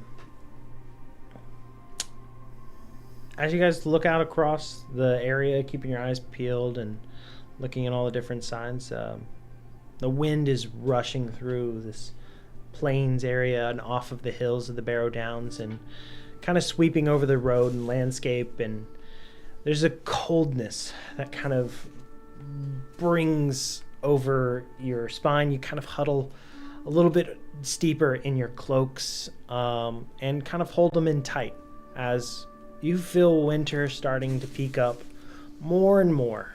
And as it approaches even closer, the day cycles through as normal. Not as much progress as you would have hoped today. However, not enough to be a detriment setback of any type. You hit towards evening and make camp. You want to do a hunting check? So we're in the Barrow Downs region. Outside of it. Right outside of it, okay. Yeah, 24. we're 24. essentially here. So if we went due south right now, we'd hit the Barrow Downs. You're hunting, having no issues. You having known of something from the Barrow Downs, you have a choice. You hunt north of the road into the plains, maybe get smaller game, or step into the Barrow Downs and closer to the forest and try to find something of notable worth. We have plenty of But food. also your curiosity of whatever this thing is. Maybe getting some mention of it. That lingers there, Hey, but I it's can- your choice what you do. If I'm feeling like a pull of like curiosity, what I'd probably do is practically I would be like, there's no need to go. So I would go, but it would be with hunting now as like a secondary objective. If I can get food, I will, but I'm going stealthily to explore now instead of going to hunt. Okay. And going into... To the south, towards the Bear Downs to Right. to kind of explore. And I would let them know like I'm just going to creep around. All right. If I'm not back in a few hours, like you might want to worry. Do you want me to accompany you? And I say that because my stealth is +7. I think either we all go or one goes. So we could just go tomorrow. Like we could all go if we want to investigate that way. I can go tonight and just check it out while I'm hunting. That sounds good. So Let us know if you find anything. We'll come searching for you if you're not back in 3 hours. You set off. Finding the best you can. Do you think he would be dead in 3 hours? Half He- dead? Yeah. Half dead. He lasted pretty well against those orcs when we first met him. He was in a tree. He was alive. He was treed How by far? orcs. Am I far? Can I hear it? No. You're long set off. My ears just start to tingle in the forest. They were Yeah. they were starting to chop the tree down that they had treed him in. We don't know how long he was chasing those orcs. Why does it matter how long he was chasing them? They had him in a tree. That's the difference between an hour and 4. Sit down and ponder. Got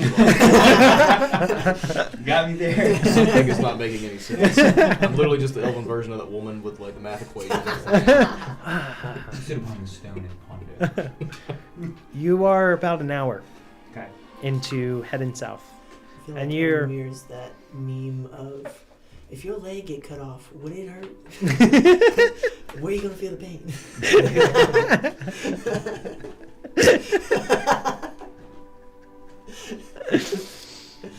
I stubbed my toe. Wait, what toe? No. You're an hour into your journey south. And I need you to make a stealth check. And then a perception. Do you get advantage on stealth in your war weapons? No, not stealth. It's this survival stuff. It's really not stealth. So it's 14 for stealth and then 24 for perception. All right. You're moving through this, and your Totally. eyes are really... My passive perception is 14 now, not 13. If that matters.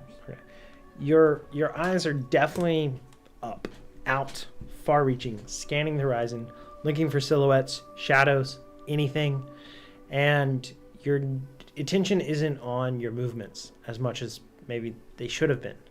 As one ankle into a hole a little bit deeper, you stumble and pull yourself back up, and it's not what you see, it's what you hear.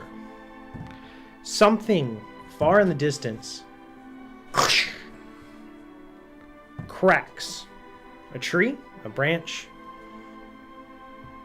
something substantial, something large. Like bigger than a person.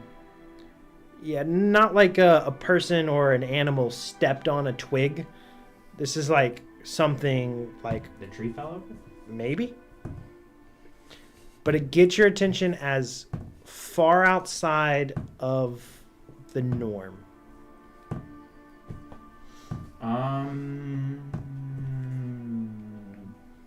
Yeah, I'll get closer, but I'll get closer slowly and stealthily.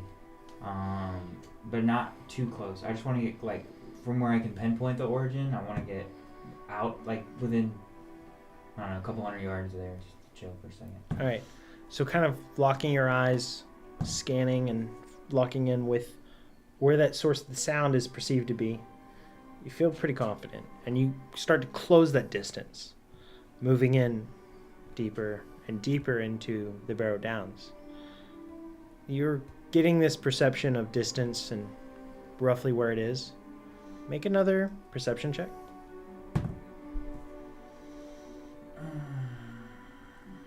I'll have to reroll that because that was bad. That's much better. 22. 22. Peering out, looking around. In your advancement this far, you've been more careful since the sound. Roll another stealth check.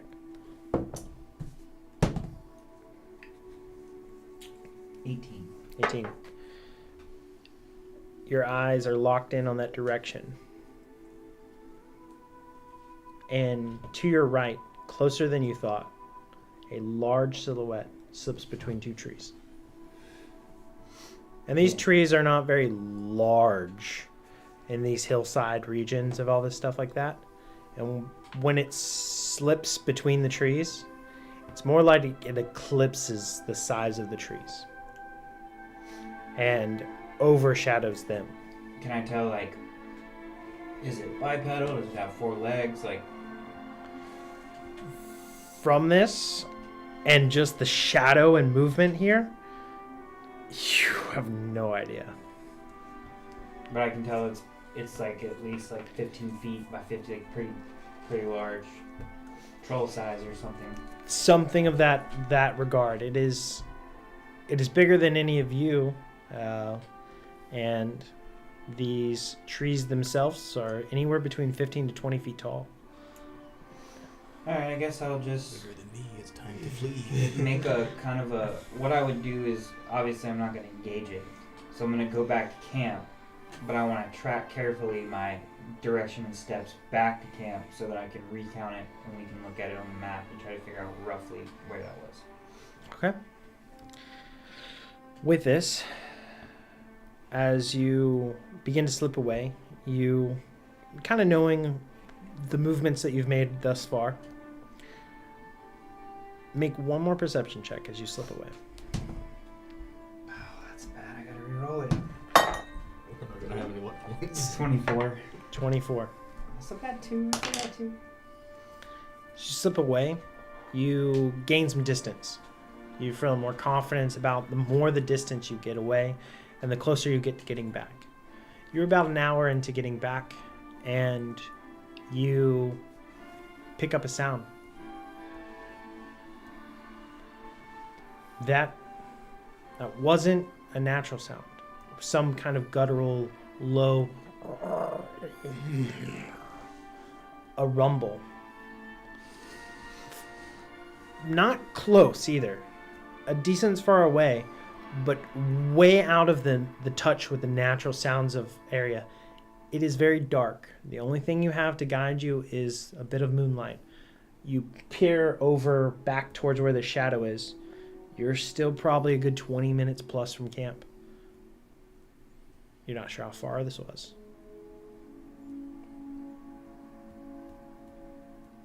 I mean, but from what I can hear, it's not like immediate 10-foot range. It's further out. Like No, it's further out. And there's a part of you like, how did I hear that? What was that? But the what way is the wind uneasiness blowing compared to that my, fits into you? like where I am and where it is, like I'm trying to tell if it can smell me based on the draft or The wind seems to be blowing with you. So you don't think that So it's not the scent scent related. is related on this. then I will just continue to travel back to camp as fast as I can, trying to maintain a position where I'm upwind. Stealth? Yeah. Or pick up the space? Well, it's normal speed for me. Okay. Do you want to stick to normal speed? Do you want to go faster? No, I'll go normal speed stealthily. Okay. You. Not deviating, heading back, closing the time, looking towards what is the last hill or break in the horizon to what is the camp that it's set up. You're looking for the campfire light. You're looking for this place, this set, and it feels like the shadows over your shoulder are growing ever darker. And there's this shadow that seems to creep up your spine. This feeling of when you had fallen into the pit and this darkness encompassed you, this choking out, claustrophobic, I can't see. You feel your chest tightening. And relief as the campfire in the distance picks up. Not large, but just enough light. There's hope. You I'll go to the camp. That seems like the best idea. make it there safely. But there's a small sense of dread. Something stalking you. What time is it now? Roughly? Before midnight? Look, all I'm saying is Somewhere close to impressive, that, yeah. yes, but he was still treed by a orc. So when I get back to the camp, I'll just be like, I think we should turn off the fire and like double up on watch because there's something out there that's, I think it's following me back. It's not here now, but I think there's whatever been eating sheep is aware of us here. If it truly has followed you back, wouldn't the fire be our only advantage at this point? What's the moon like right now? It's not a full moon by any I'll means. pat my bow and say, I got a trick up my sleeve. Not a full moon by any means. And probably a good quarter phase. Not a whole lot of light. I start working to put the fire out. Let's take the horses and tie them to a tree. Yeah. We're going to take the horses, we're going to put them in a more sheltered spot of the camp, tie them up around a tree. I'm going to climb the tree that we tied them around. And I'm going to try to get a good look about 20 feet up of where we're, like, of our campsite. Okay. Because I'm the only one that can actually see in dark to an extent. To any better advantage than them, yes. So gathering the horses close to the base of this tree, tying them up, scaling the tree. You guys have smothered out the fire. Any other preparations? I'm just gonna stay close to the cart. Yeah, I mean, how far is the tree from the cart? I mean, not far. 10 feet, 15 feet probably. However far y'all dictate it. I mean, I literally just unhitched the horses and put them in a more sheltered areas of no more than 15 or 20 feet. Yeah, so if he's in the tree, then I'd say I would just be on the cart, like we're getting ready to go to bed. So. All right. You guys want to bed down on the cart, and you are essentially foregoing rest. Can I meditate in a tree? Is that possible? Very difficult. I mean, we're still trade off. I mean, you can certainly try. All I need to do is meditate for 4 hours. So, I will keep watch for 4 hours. Okay. And then, towards the end of that, I'll wake you, and maybe you can get up the tree, and I'll just chill. Yeah. All right. 4 hours goes by. You guys are resting all up, and now in your entire watch, based off of perception roll from before, all seems well. But at the end of your watch, make another perception check before you decide to try and go into meditate. It's good. 25. 25. You've been keeping a watch out, easily 20 feet up above the ground, and keeping your eyes around as best you can, and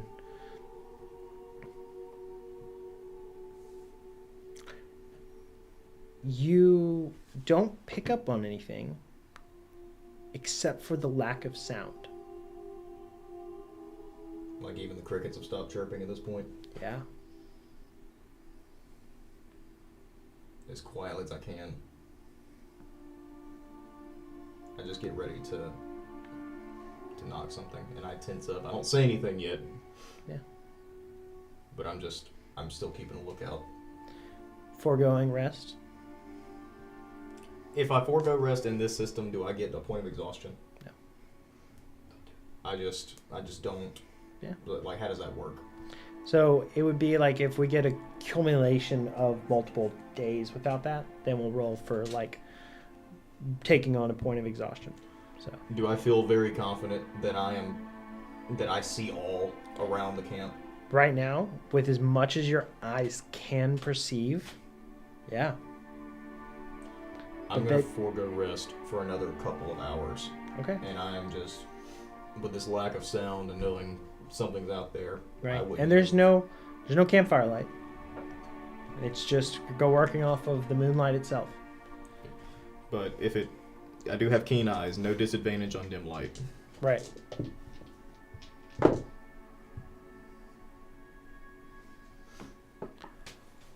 About another 30 minutes in,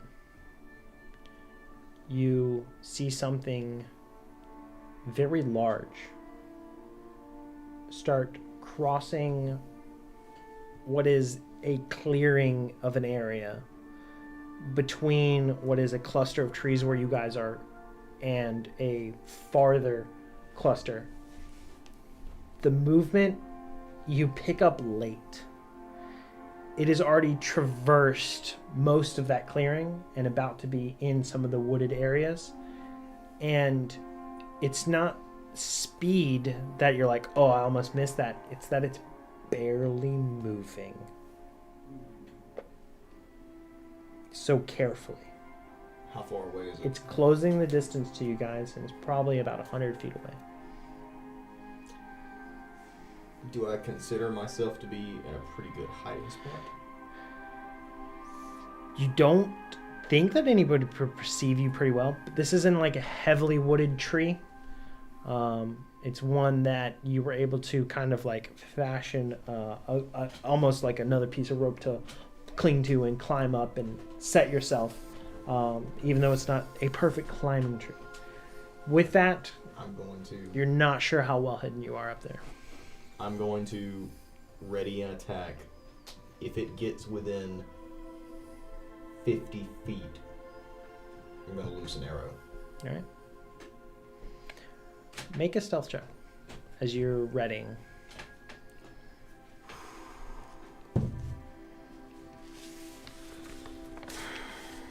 I tell you what, I'm going to use a magical success. Okay. Mark off the magical success. With uncanny stealth and movement and a steady drawing and getting ready and holding for what might come here. You watch it slowly over the next hour traverse what would be that identifying distance as it just is barely managing to creep. Its movement so slow it feels as if a shadow is moving with the moonlight. It is eerie in its movements, but you're locked in on it. You can see it as close as possible. This creature, many legs that tear out from a swollen abdomen and two great horns on its head. This atrocity of some shadowed influence peering into what is the first glimmers of moonlight. Its face void of features other than what would be nostrils that are set low, a flat face, and horns that curl up and peek out to the sides. This thing is easily 15 feet in length and maybe 10 feet high, with this like centipede-like body that comes back off of a swollen abdomen. It looks like it could easily devour a horse. And it is within 50 feet. It's closing in on the horses. And it is at that 50-foot mark is where we're now clicking into this. You are now what would be 6.5 hours into what is y'all's rest. It's slow march forward. What do you do?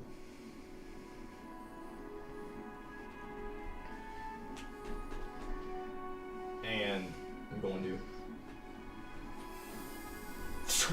mighty shot. Get up! You call for it. And with that, everybody roll initiative. So do I get a surprise shot on him? Yes. Alright. It'll be a mighty shot. Come on. Come on, fell wind.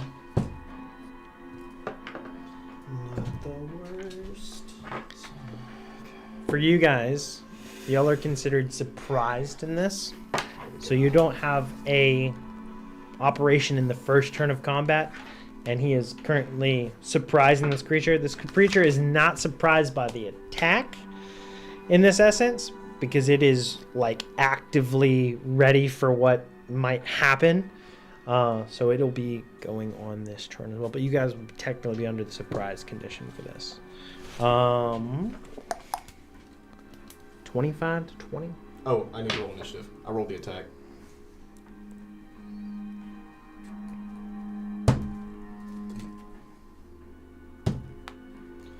$19. 19. What'd you guys get? 14. 15. All right. As you loose the arrow, firing with advantage from stealth. What'd you get? 17. When we come back from our break, we'll see if this hits and how this goes. So, I'll go ahead and pause us. We're going to take a 10-minute break and try to be right back in just a second, guys. I knew that was gonna happen. I was looking at the clock like.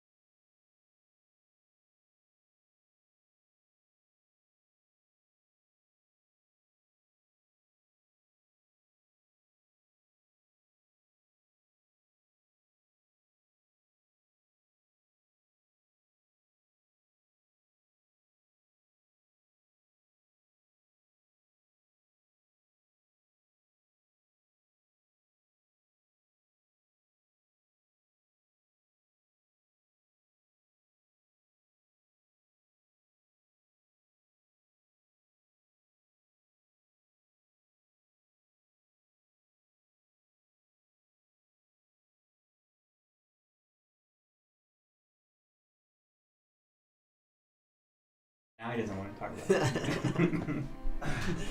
No, I've been playing multiple times.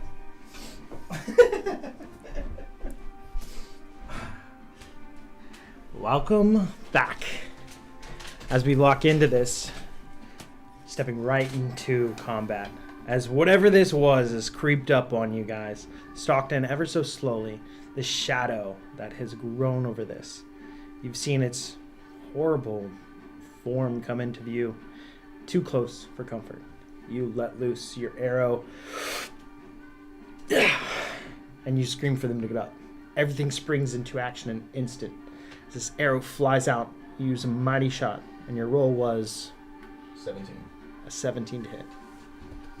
You see the arrow plunge, and it's what should have hit it passes straight through, hits into the ground, and this thing lets out a guttural, screeching, static-like sound that just hits your brains. I need everybody to make a wisdom saving throw. You'll have a I plus get 2. advantage. Oh, I get plus 2. Plus Okay. 2. I get something. Are they sleeping under the tree with me? Any chance? Nat 20. No. Okay, I'm not No. within range of that. All right. No. Okay, so. And you're 20 feet up. Yep. Wisdom saving throw, you said? Yes, wisdom saving throw. 28. You're good. 16. 16. Nat 20. 11. So, both of you, coming up from the slumber, a little bit of the shelter from the cart, no problem. Sir, you have your mind gripped in pain. This darkness envelops you. You are blinded. And you take 1 shadow score from what seems to be this horrifying, like, visage that grips your mind.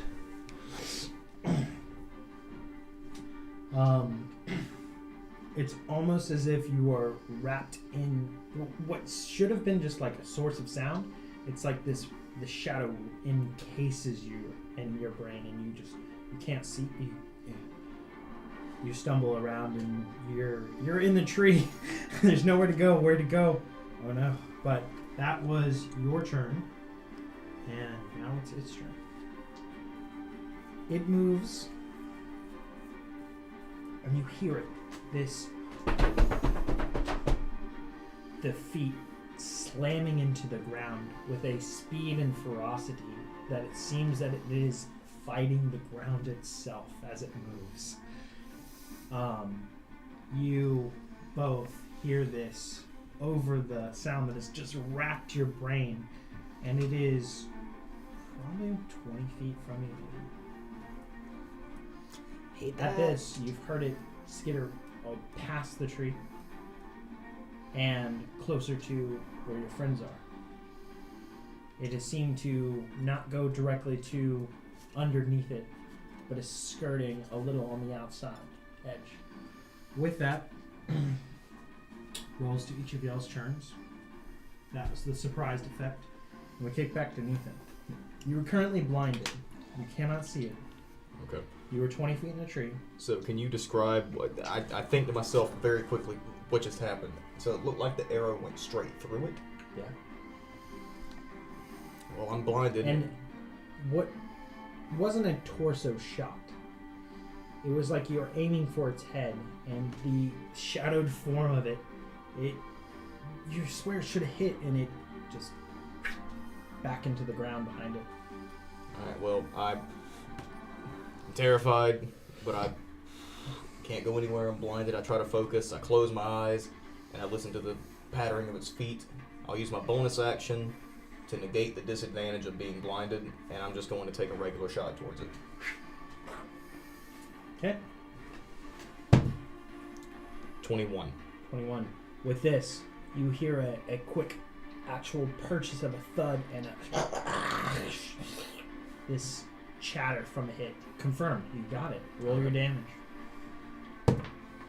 12 piercing damage. 12. All right.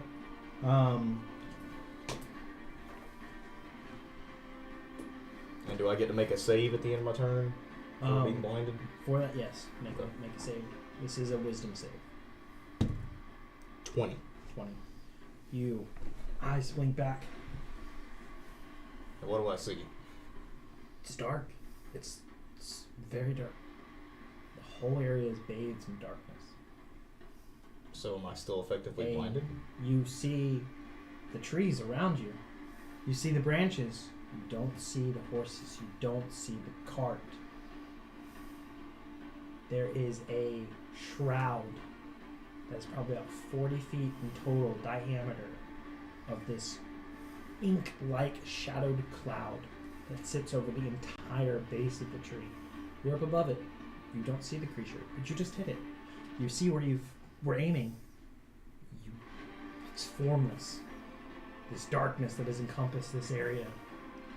As you guys see the black, what was dark before becomes this shadow that grips you. And that's the end of your turn. Mm-hmm. The sound of the feet come up and the cart flips.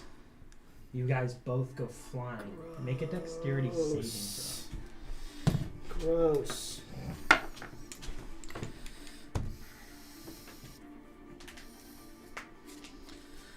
Uh,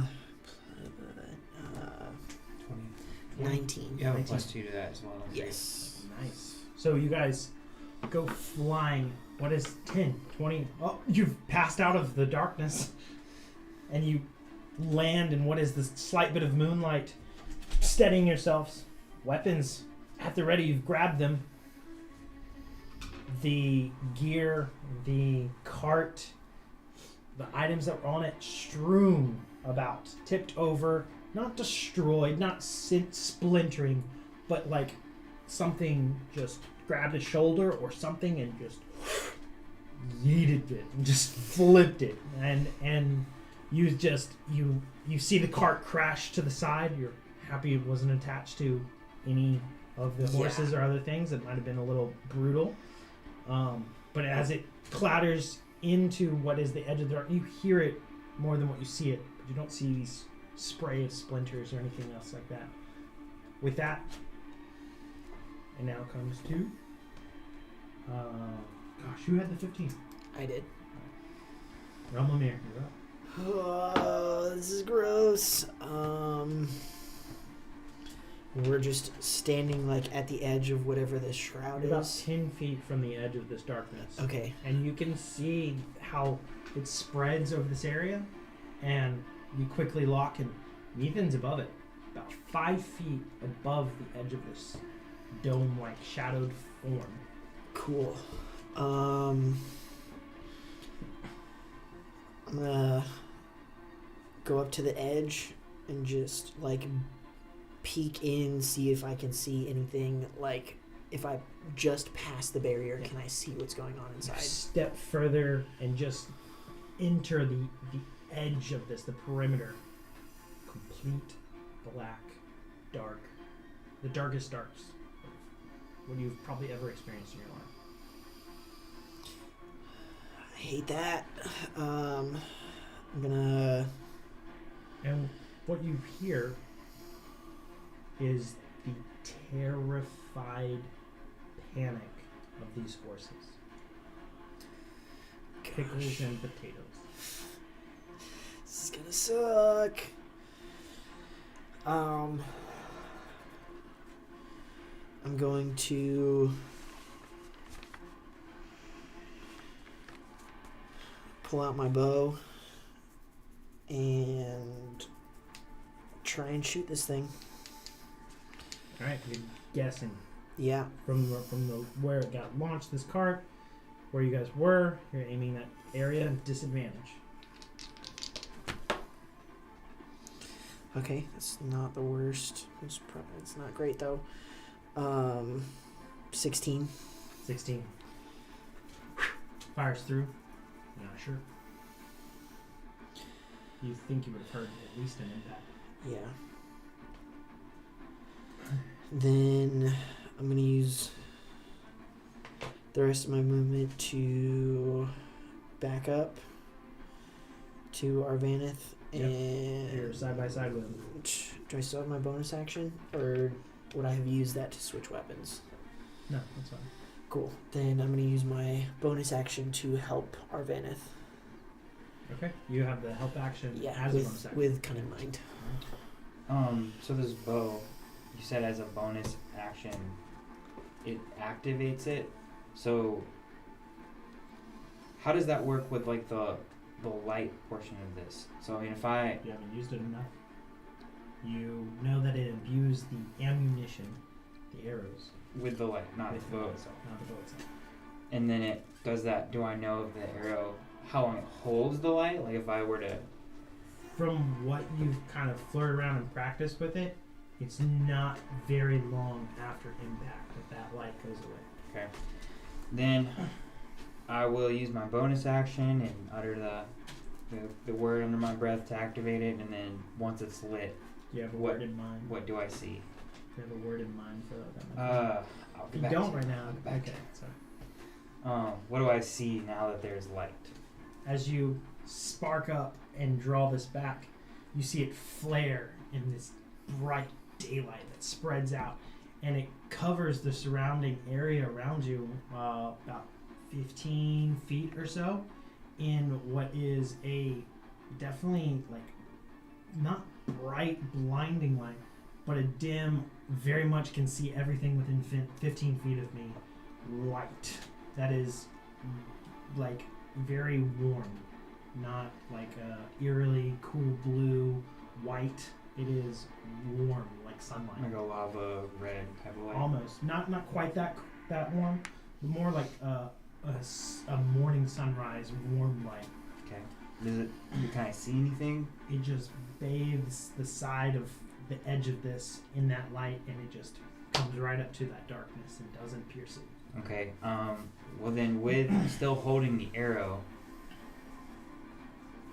how far am I from the tree where I know that? From the tree, Yes. you're about 30. Not about 15, about 45 feet from the tree. And I can't see the creature. It's not in the circle of light. It's not within. Not on the outside of the But darkness. the darkness is like Yeah. forming around it. You're just on the outside. I'll move up 15 feet Alright. so that he's still in the light at the very back of that 30-foot circle. And then can I see anything now that I'm much closer to? This is where you're like dipping into the darkness itself. Right on the edge of the perimeter. And as you like pull your bow first in front of you, it illuminates within the darkness itself, beating back the darkness while it's within it. But I can't see So the you creature. can see there. all of within 15 feet of that first, what would be, Almost to the tree, right? 15. So it's not like 15 feet radius, it's diameter, so it's like 7.5 feet in front of you. But there's nothing in it, is what I'm getting at, even after I move forward. No. So I have nothing to shoot at? No. Then I'll shoot it. I'll shoot my arrow at the tree where he can see. Like, Okay, and you can see the tree, how it comes down, so you can aim into the darkness and line it up your shot. yeah, and I want it to be like, I'm going to shoot it like at the trunk where his feet are, like below him. Okay. Just set up above what would be horse's head height. Yeah, about 10 Yeah. feet up on the trunk. And then, so I'll fire that off, and then I will just stand like where I am. Roll to hit. The tree? Yeah, 18. no problems. Pings into there. If it's And raining. you see the light bathe in the distance. It carves the way through, and you see the light pull over what is the horses, pulling at their restraints as far as they can on just the edge of the light that shows at the bottom of the tree from the arrow being impaled in it, and that light starts to fade, and you no longer have that visual. Okay, that's my turn. Did I see that whole thing happen? Yeah, so you saw him come in, and it seems to be like almost as if a shroud is covering, a candle, and that candle is stepped in and then quickly moved, hit the bottom of the tree, and that flash of light, you see the horses pulling, and there's something on this opposite side. Okay. Before that light starts to fade, but it is still fading as we kick to your turn. Alright, So you can just make out the proximity of the horse as well, but not really the creature on the other side. okay. So his arrow, it did disrupt the darkness, Yeah. Notably. notably.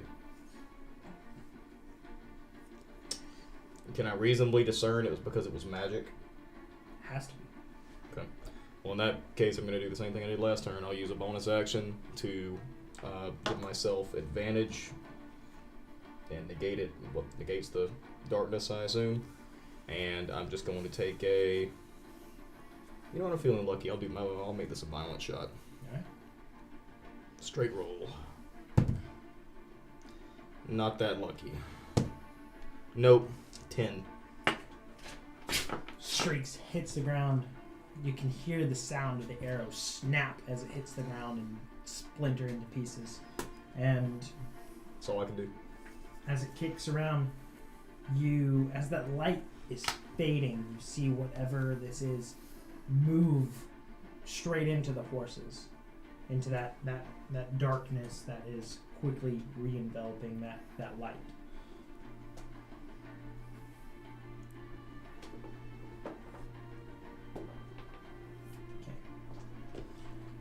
We kick to Elamir.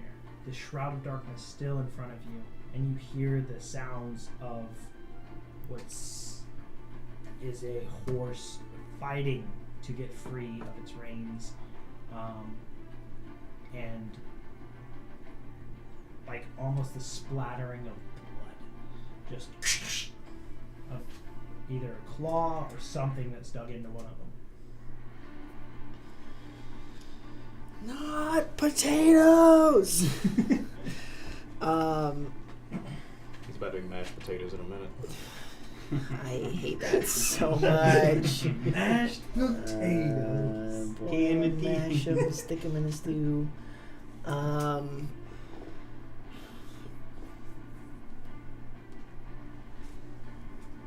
I guess I'll just run in. Oh my I don't goodness, think I right have now. enough movement to get there. Because it was like 45 feet away. Right. So I'm 10 feet shy still. Yeah.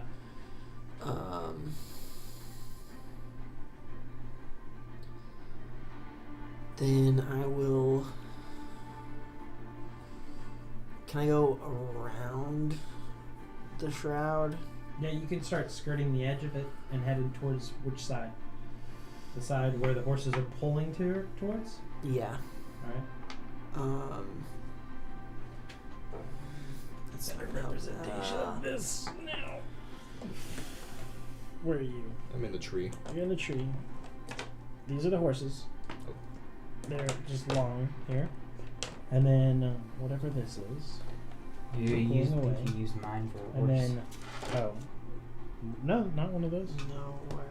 Mine was just where- lying too. Was this that- somebody? That's me. Was this somebody? That's It might have been me. I don't Okay. know. Elamir. Probably. Alright, we'll take it. So, Oh no, that's me. aha, you found it. So, and, you've peeked in. You're right at the edge. You're skirting around. I yell out. Not time. I yell out. Marvaneth, shoot it! And I guess I will try to shoot again with my bow. Yeah. Made the decision. We'll stick with it. Ooh, with disadvantage. That's not the worst. 18.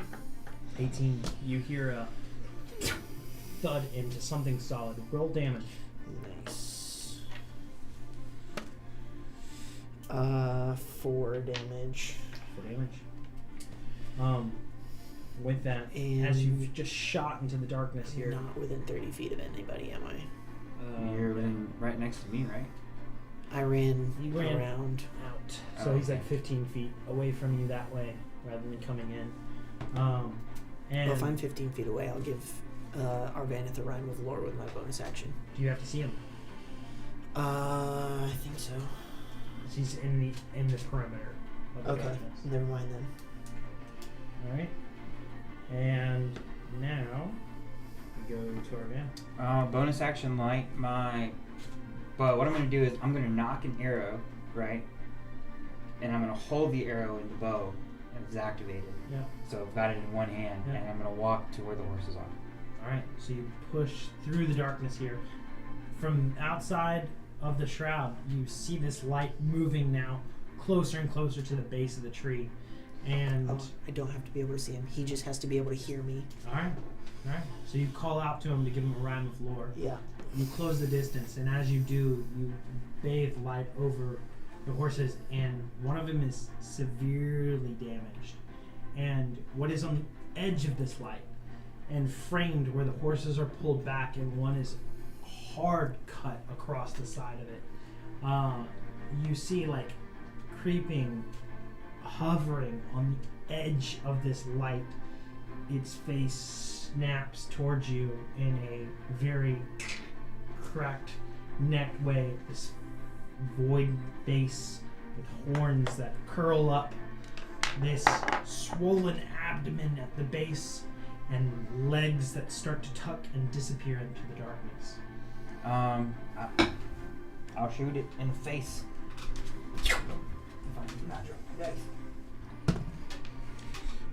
This is D6 rhyme roll? Yeah. Well, you already hit with an 18. 19 hit. 19 will hit. Okay, and it has been already hit, right? Yeah. Yeah, I shot it. Both Nathan and I hit it. Not bad. 17 radiant damage. What's Nice. not sad? Okay. So, very impactful. You see the arrow hit, and with a splash of light, the darkness starts to flicker and drop. Oh yes, let's go. The shroud of darkness that was over this entire area dispels with this flash of radiant, like, divine energy that hits, sparks, and shatters this darkness around. You guys can clearly see now this massive is gone. centipede-like body that comes off the back of it.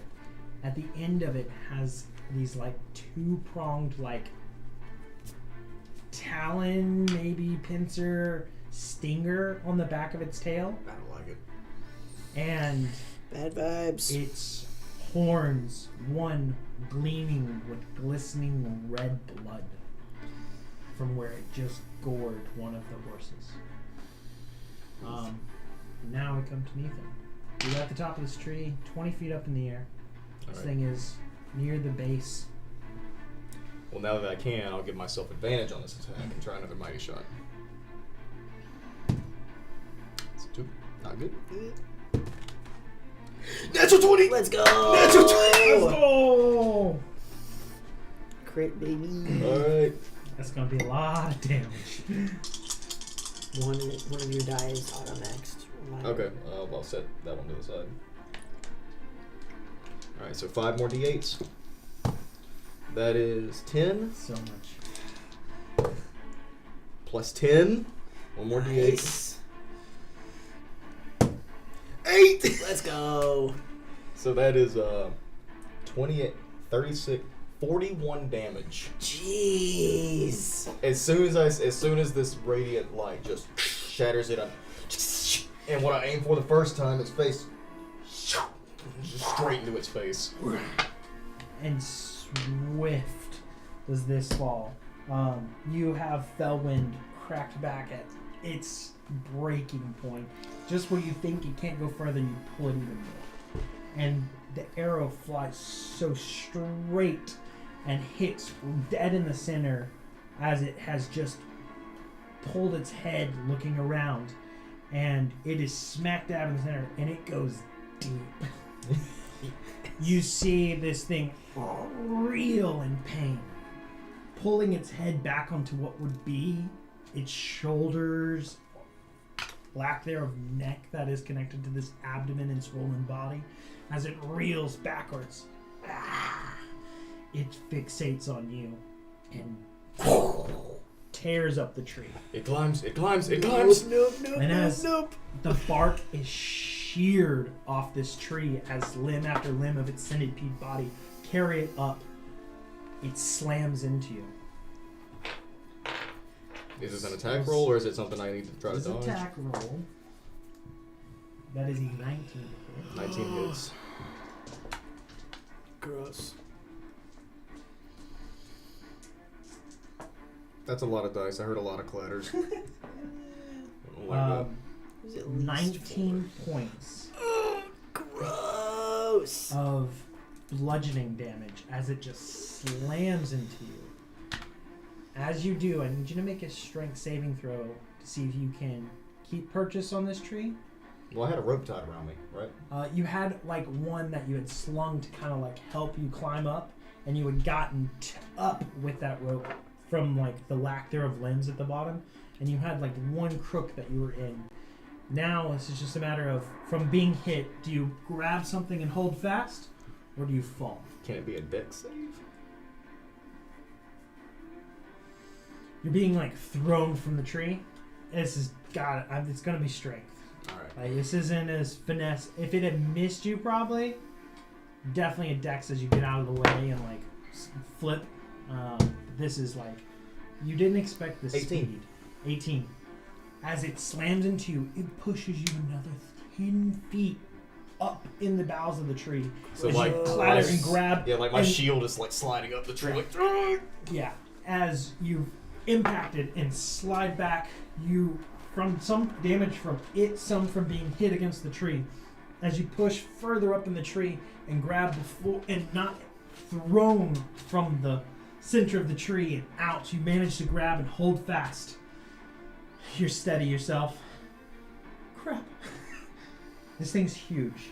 The tree itself, as it has gotten up further, is already teetering to a side. beautiful. I hate that. Elmamir, you're up. Cool. It's for everyone to see. Playing as Kid. Yeah. How far am I from it at this point? And this thing's not happy with me. Someone help me. 'Cause it's 30 feet up-ish in I the wanna- tree. You are about 50 feet from it in total. Okay. We're Cool. wanting to try to If we like if we do our ride it theorem up and Yeah. correctly, hold an attack. we angle. But I don't know how long we'll stay with it. 'Cause it feels like we never lose a bow. Wouldn't it? So I'm... Well, the darkness is gone now. Yeah. Can I get within, I guess 5 feet of the tree Yeah, you can to get be to the within base. 30 feet of Yeah, Ethan? you can get to the base. Cool. I'm going to shoot at it and run towards the base of the tree. That's bad. Cool. I think I missed with a 14. 14? Yeah. Yeah, that miss. Cool. And as my bonus action, I will give Nathan a Rhyme of Lore. Thanks, buddy. I'm gonna need that. And that'll be the end of my turn. Alright. Going to Urbana. Guess I'll just run up to the base of the tree and shoot it with my, and I'll make sure it's already in attack as well. You come in like right up next to Yeah. Elmamir? Yeah. So y'all are side by side. Sorry. Yeah, and then I'll shoot. But I don't think it's gonna hit.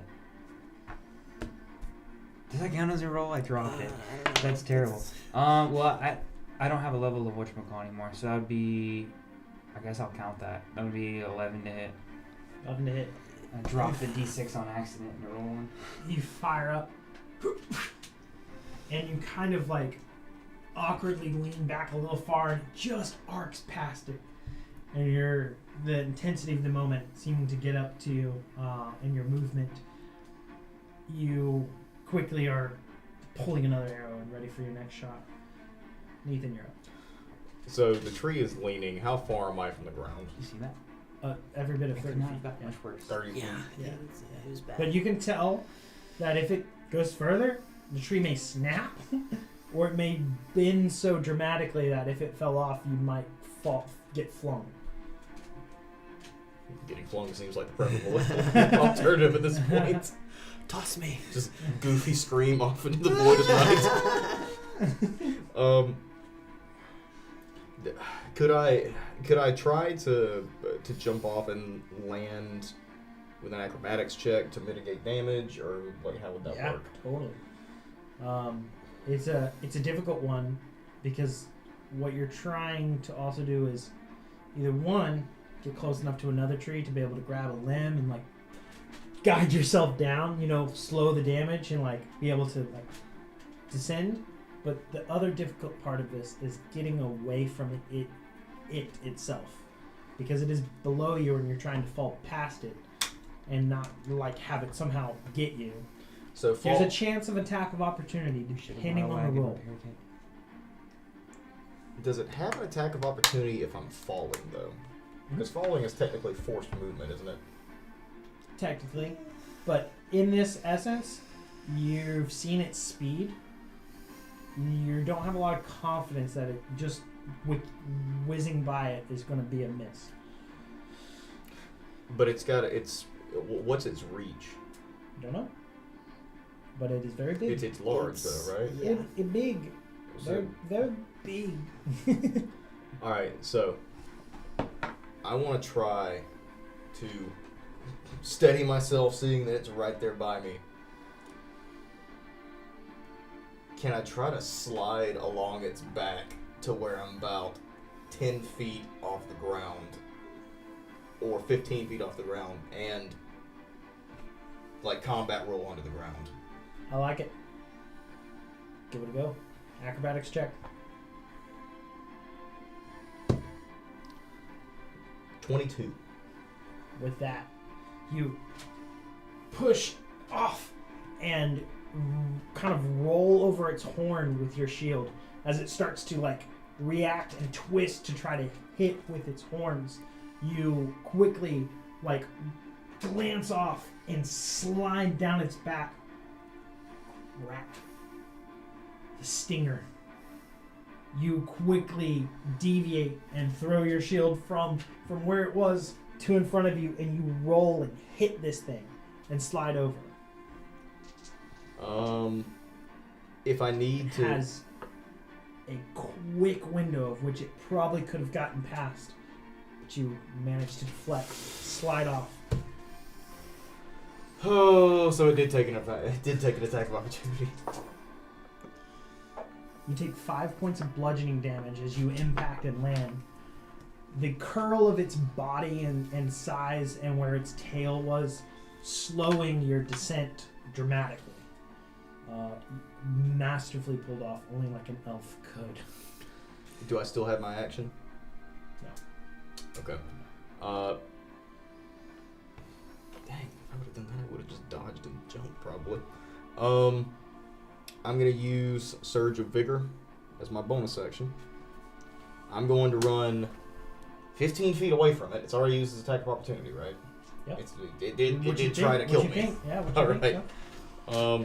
So I'm going to run 15 feet away from it, and I'm going to. I do have a rhyme of lore. I'm going to try another mighty shot. All Not right. No, disadvantage. you don't have your action. Sorry. I use Surge of Vigor to Surge get of myself. Vigor. Yeah. Sorry. Yeah, It's a go bonus for it. action to give myself another shot. I have another attack action. Yeah, yeah.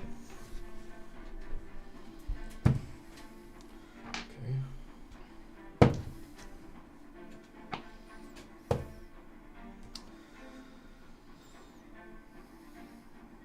17. What had hit it before was an 18. You guys know that from mathematics of this so far.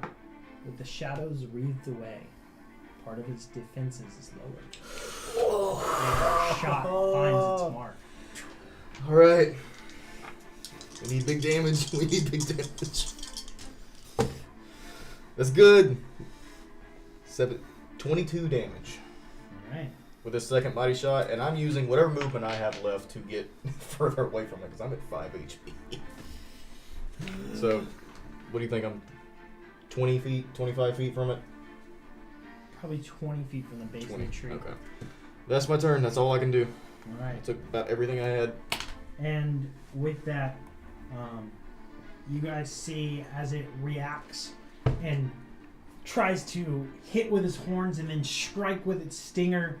at Nathan as he slides past, just doing every bit of movement, trying to react. It's fixated on Nathan.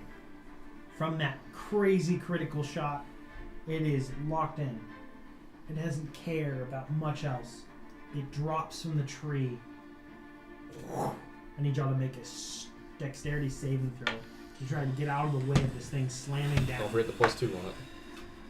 That's pretty good. 22. 22. You easily did. Roll. Was it- Action roll. That was dex saving and Yeah, not- dex saving. And you added your bonus? Okay.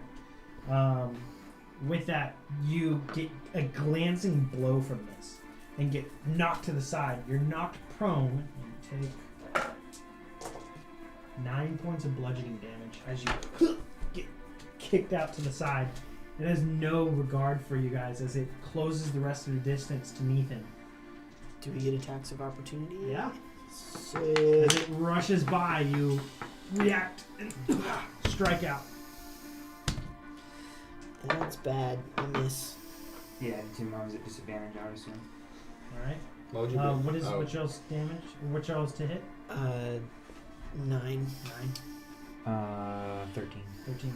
So as you both have this hit and a plume of dust, and you strike out as it tries to move out and past you guys, lowering its defenses to you to move directly towards Nathan.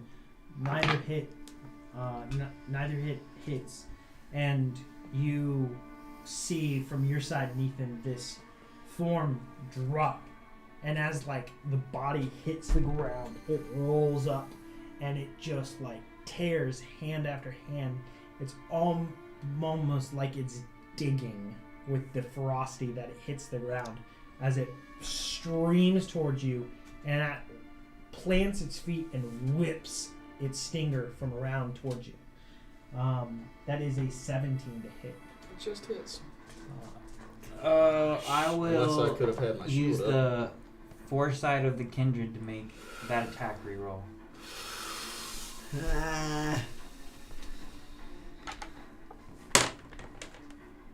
Oh.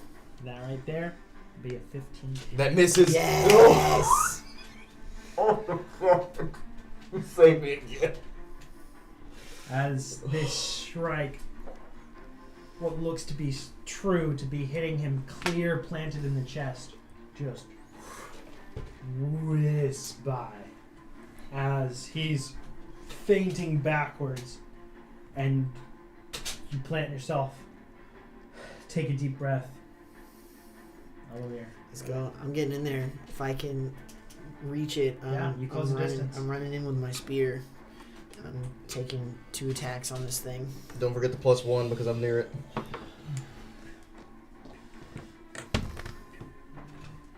Ah, that's bad. It's another 9. 9 total to hit. Yeah. And my bonus action attack is an 18. That'll hit. That is 5 damage. Wait, are you two-handing it? Yeah, I guess I would be. Spear should so be it's a D8. You just. That's worse. I tried to help you, sorry. So that's 3 damage. Ouch. Oh, it's a full bonus action attack? It's not like a Yeah, heal? not like a That's advantage roll. That I know. That will be the end of my turn. I mean, I'm like, what, roughly 20 feet from it?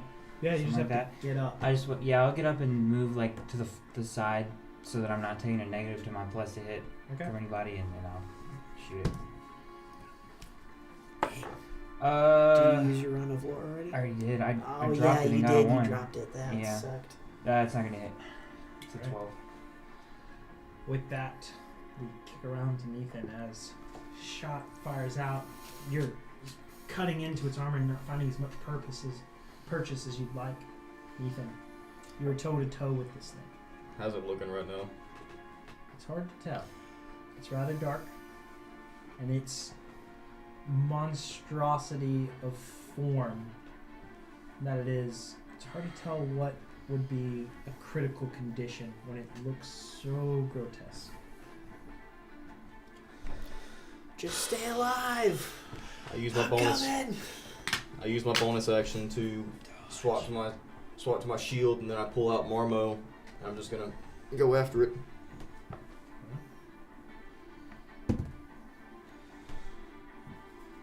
Is Marmo a +1 sword? You never told me whether it was or not. No. Then that's a 15 to hit. Okay. With a 15. What? Oh wait. He's right there. You're flanking, Yeah. right? 16 to hit. 16. You cut into it. Is that on purchase?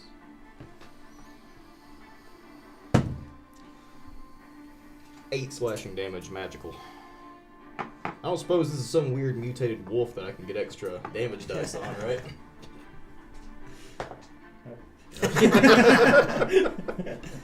That's my I turn. feel like the can't- answer was going to be no matter what you rolled. I rolled natural. Let me believe. I roll a 2. That's my All turn. right. So, with that, it readies its attack, and it holds. You're not sure why, but it pulls up to like arch its tail as if it's going to bring it down over its shoulder at you. Its tail rised up far in the air, is like 15 feet in the air, up above, and it holds it there. It seems like it's tensing everything for what it's about to do. That's its turn, Elmir. Hit him again.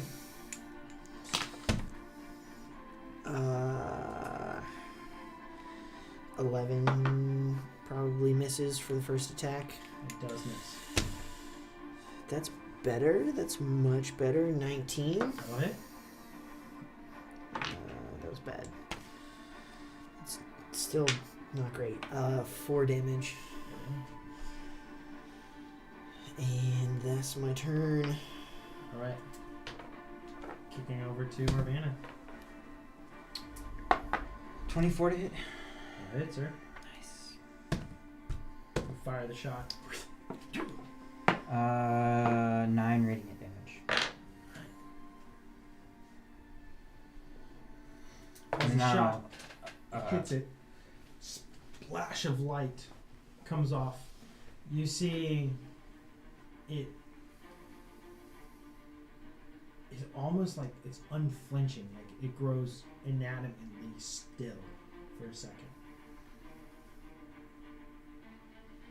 The air is like thick with suspense of what is this?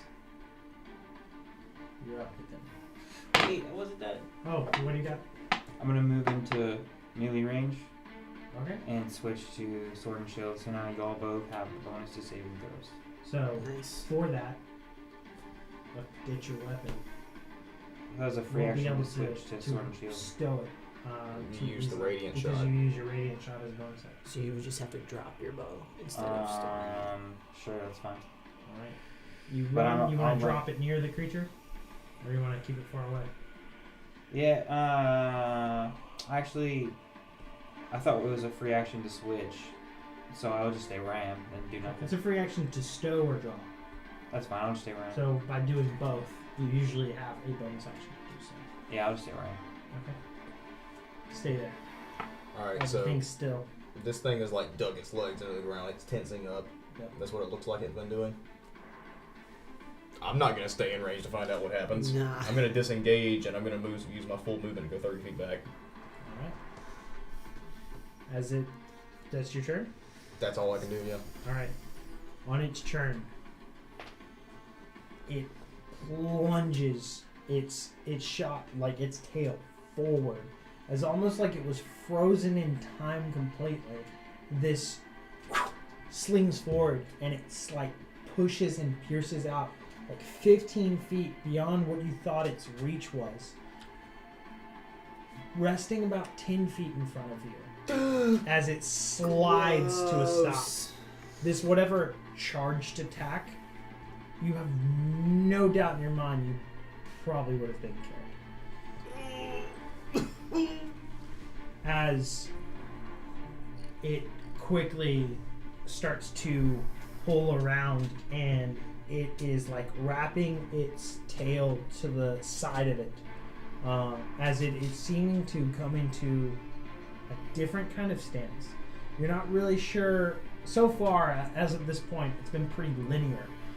At this, it's spreading itself further out, almost as if like in a coil, in a way. Like it's pulling one side of it around, and it's almost facing its tail. But that's its turn. It is not far from you. Within 10 feet. Beautiful. And that goes to Elmer. Cool. Do I get the feeling that this thing is still focused on Nathan, or is it like an impression where I'm potentially in danger of being hit here?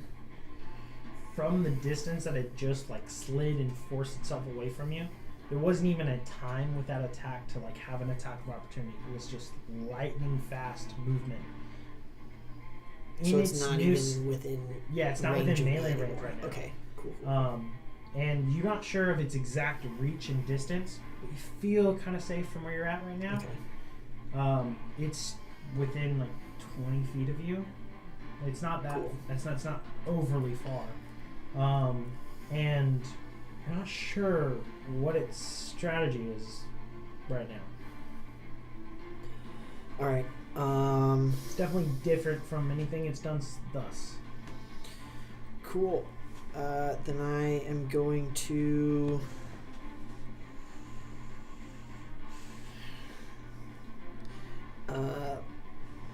bonus action, give Nathan another Rhyme of Lore, and we're gonna risk it for the biscuit here, and we're gonna throw my spear at it.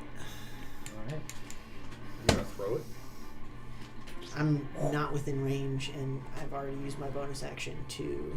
I mean, I could move up Isn't to the it. thing so big that you? Isn't the thing so big he could hit it? If you wanted to move and then hit it. I could move up to it, but at this point, I'm concerned that it's going to just like spin and attack everything within range of it. So I'm trying to not be within 5 or 10 feet of this thing. Gotcha. I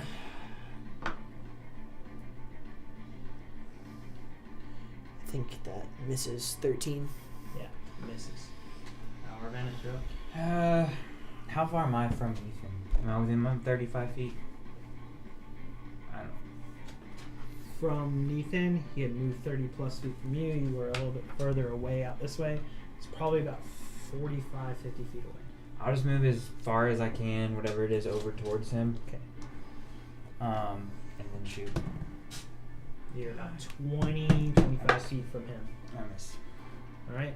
You fire out and it streaks past over the shoulder of this thing as it steadies itself for what comes next from Ethan. I'm 10 feet away, correct? Yeah.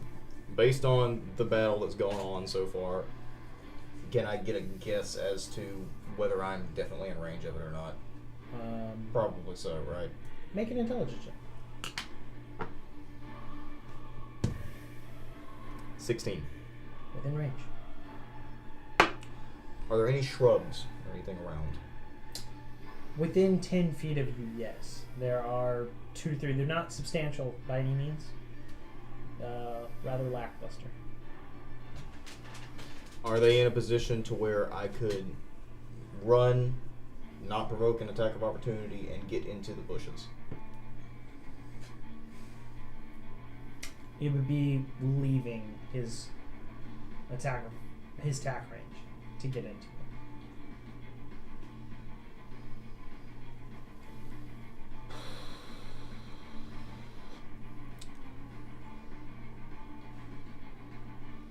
Okay. Anything at all I can get behind without leaving his range. Very open right now. Okay. Most of the trees were over back where this cluster was. Tall grass? Huh? Tall grass? Let me cardboard box, anything. Yeah, like literally anything, like tall grass, anything. Nope. No. This is not gonna be good. And he's within 10 feet. Yep. He was within. I was right next to him whenever I disengaged and ran 30 feet. Yeah. And whatever his attack plunged him further, like 20 plus feet. Like he's within that 10 feet window.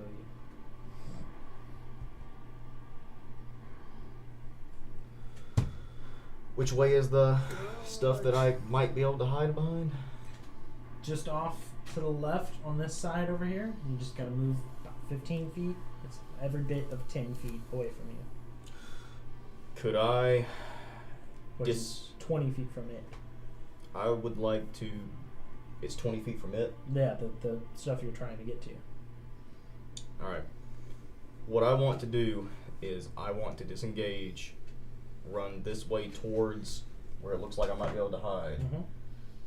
And I want to kind of just like slide. Could I try a stealth check if I ran behind something that lightly obscures me, like you're talking about? You're already using your action to disengage. If you had the cunning action to hide, I would say that's more justifiable. In this case, there's a lot going on. Okay. You can go prone, of course, as you slide in. Not doing that. I don't even think, unless it's in a different calling, I don't even think cunning action lets you hide in this rule set. I'm not sure. Okay, well in that case, I'm going to run towards the more heavily wooded area, I guess, which would still be that way, right? Okay, that way. Back behind the creature, back towards the tree that you came from. If I disengage and run that way, will it put me 30 feet away from it? Because you've got to close the 10 feet to it. Yeah, okay. And then 10 feet past. Then- You'll basically get on the other side about 15 feet or so. Okay, well in that case, I'm going to disengage and I'm going to run the full 30 feet that way. Okay. That's It'll my be turn. about half that distance because just my scale is not with a grid for you. So now I'm 40 feet away. Yep. From it, yep. I don't like that. I still got my sword and shield out. That's my turn. Alright. So as you increase that distance there, you see as it has pulled around and like kind of stuck in here, it quickly starts to chase its tail. And as it does, it burrows into the ground. Gross. I don't like that at all. And it makes a very disturbed hole of soil, and it takes its full movement to be able to get fully unseen and burrowed into the dirt and ground. It is completely underground at this point. And that's its turn. You can take that off if you like. Yep. But Elmamir, you're up. Gross. Your spear lies just 20 feet in front of you from where you threw it. About, 5 feet from the disturbed soil. Yeah. With Cunning Mind, I can use my bonus action to make a Wisdom or Intelligence check. Mm-hmm. Can I try to discern where it is right now underground? Yeah.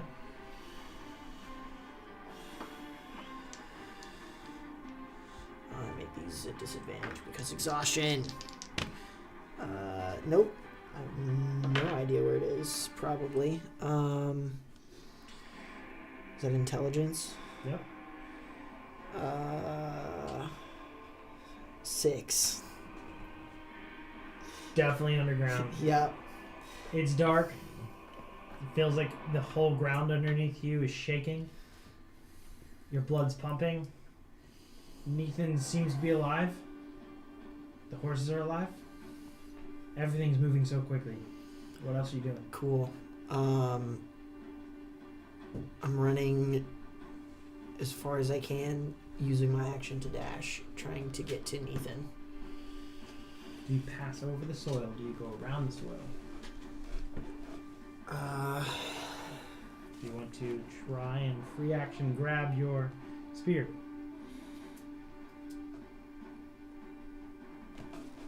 So if I make a beeline to Nathan from where I'm at now, can I reach him even if I dash? Yeah, the dash Okay. will get you there. Cool. Then yeah. Well, if I go around, will I be able to reach him still? You'd be about 5 feet outside of his. So at 10 feet from him officially, because it would Okay. be within the. You wouldn't be within melee range of him. Gotcha. Okay, then yeah. And I'll that's- beeline. Well, he's unless- also and got that is 30, unless yes. you want to go over the soil. He has 35 feet of I movement. do if have that matters. 35. That's what I'm factoring. So like Um, by coming up, grabbing spear, and then like yeah. deviating around and then to Nathan, that's who you land 10 feet from him. But if you want to just like go straight over this disturbed soil, you could, and you could Yeah. close the entire distance. But there's the perceived risk of you don't know what. Yeah.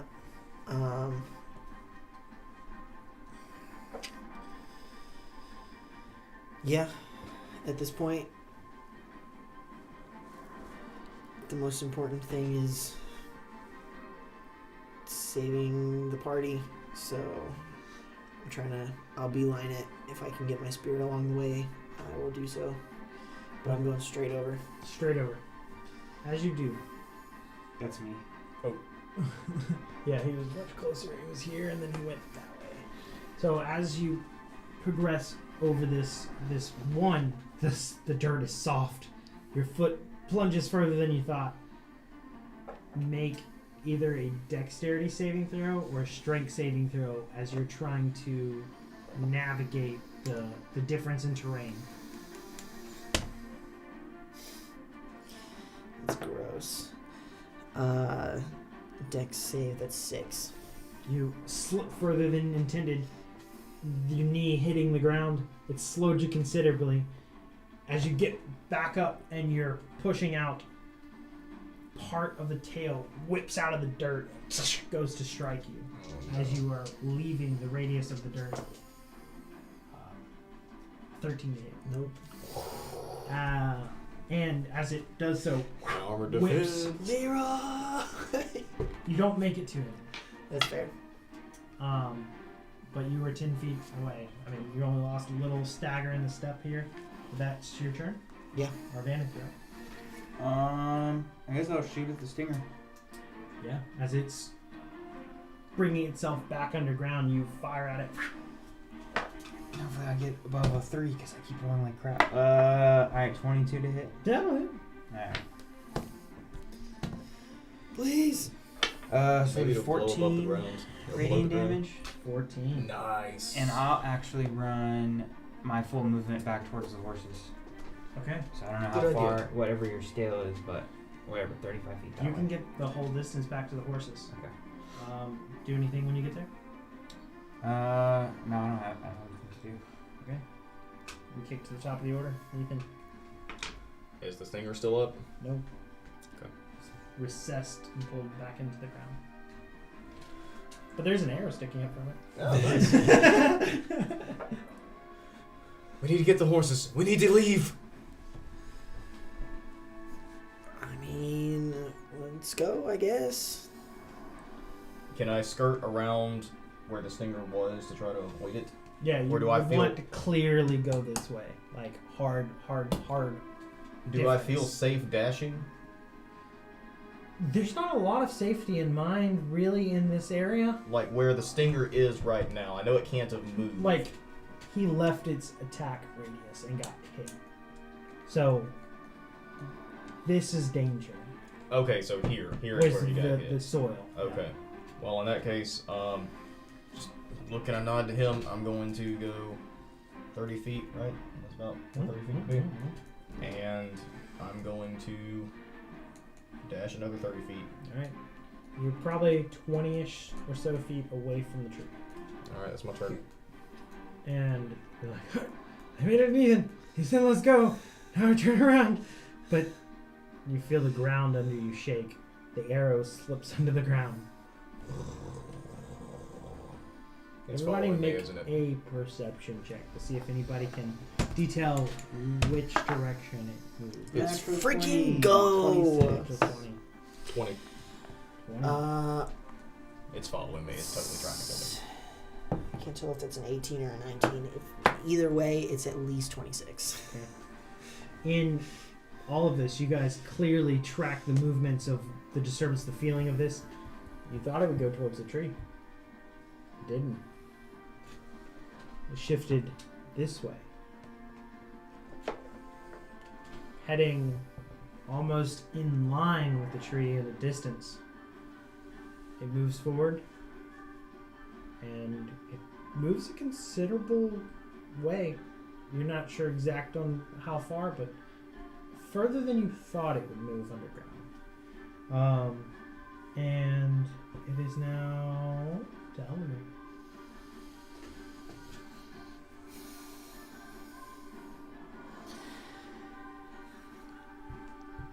Do I get the impression that it's running at this point? It's hard to say. Cool. Regardless, we can't follow it underground. Or we could, but it'd be stupid. Yeah.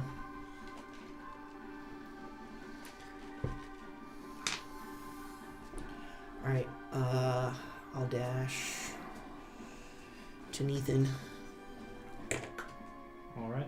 And is that my full movement and action to get there? Yep, for the dash. Cool. Stop running away when I'm trying to help you. And I guess I'll give him the help action as my bonus. Okay.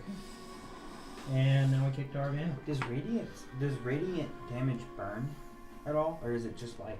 It definitely feels like it has like this smoldering like burn to it. So But like, it's not like is it like fire, you know. cauterizing level of burn? Like the horse is bleeding out beside me, right? I'm afraid not on that type of level now. Then I'll just bonus action, and then hold an attack for if I see it. Alright. Ready. Nathan's up. Are the horses still tied to the tree? What kind of... You're not sure how long they're gonna hold. They are fighting like heck to get out of these these rings that are holding them. I just looked at Arvaneth and I said, are we leaving or are we fighting? I'm looking at both of them. I think the only place that's safe is in the light right now. I don't know if it matters. It's faster than us.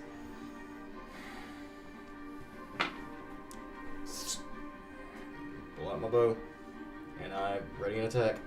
Holding action for if you see it. Holding an action for if you see it. We kick to its turn. Can I get any higher up the tree with my movement, just base movement, without having to use an action to climb or anything? Not while ready in action. Okay, that's my turn. The ground shakes and moves. Everybody roll a perception check to see if you can figure out where it's going. Does our passive matter at all in this? It plays key into it, but I don't think any of y'all's passive are close to being high enough. Gross. I got 16. Yeah, same as mine. Well, I rolled a 16 for perception. Nice. Gosh. Plus 8, that's 11. This is My, plus 6. Yeah, I have a plus 6. Oh, then mine's higher than what I have. I thought it was just your. I get expertise in perception. It's something the champion, the It's archery your thing gives bonus me. plus So 10. mine should be 10 plus my perception, Yeah. not 10 plus wisdom. Okay, so mine's 16. Alright, so Oh, then what, mine should be what was 18 y'all's for perception? passive. 19. 19? 11. You get I tell you the what, best sense of this. I'm going to use my last magical success. If I still can. Yeah. I'm going to use my last magical success. Alright. So, with that, as it pushes further away from us, And only he and I get that. yeah, both of you guys get that. And it is headed back in what is the direction of the Barrow Downs.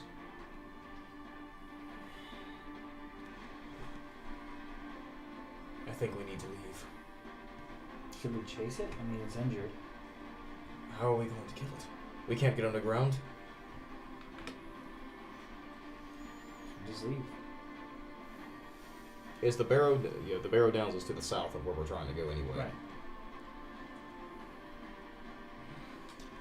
I have no argument for fighting this thing other than that we've come this far and it's terrorizing the Barrow Downs. I don't see how we lead. The horse got injured where? It's like upper shoulder? Yeah. We've got to deal with that before anything. I mean, you can't hitch up a horse that's bleeding.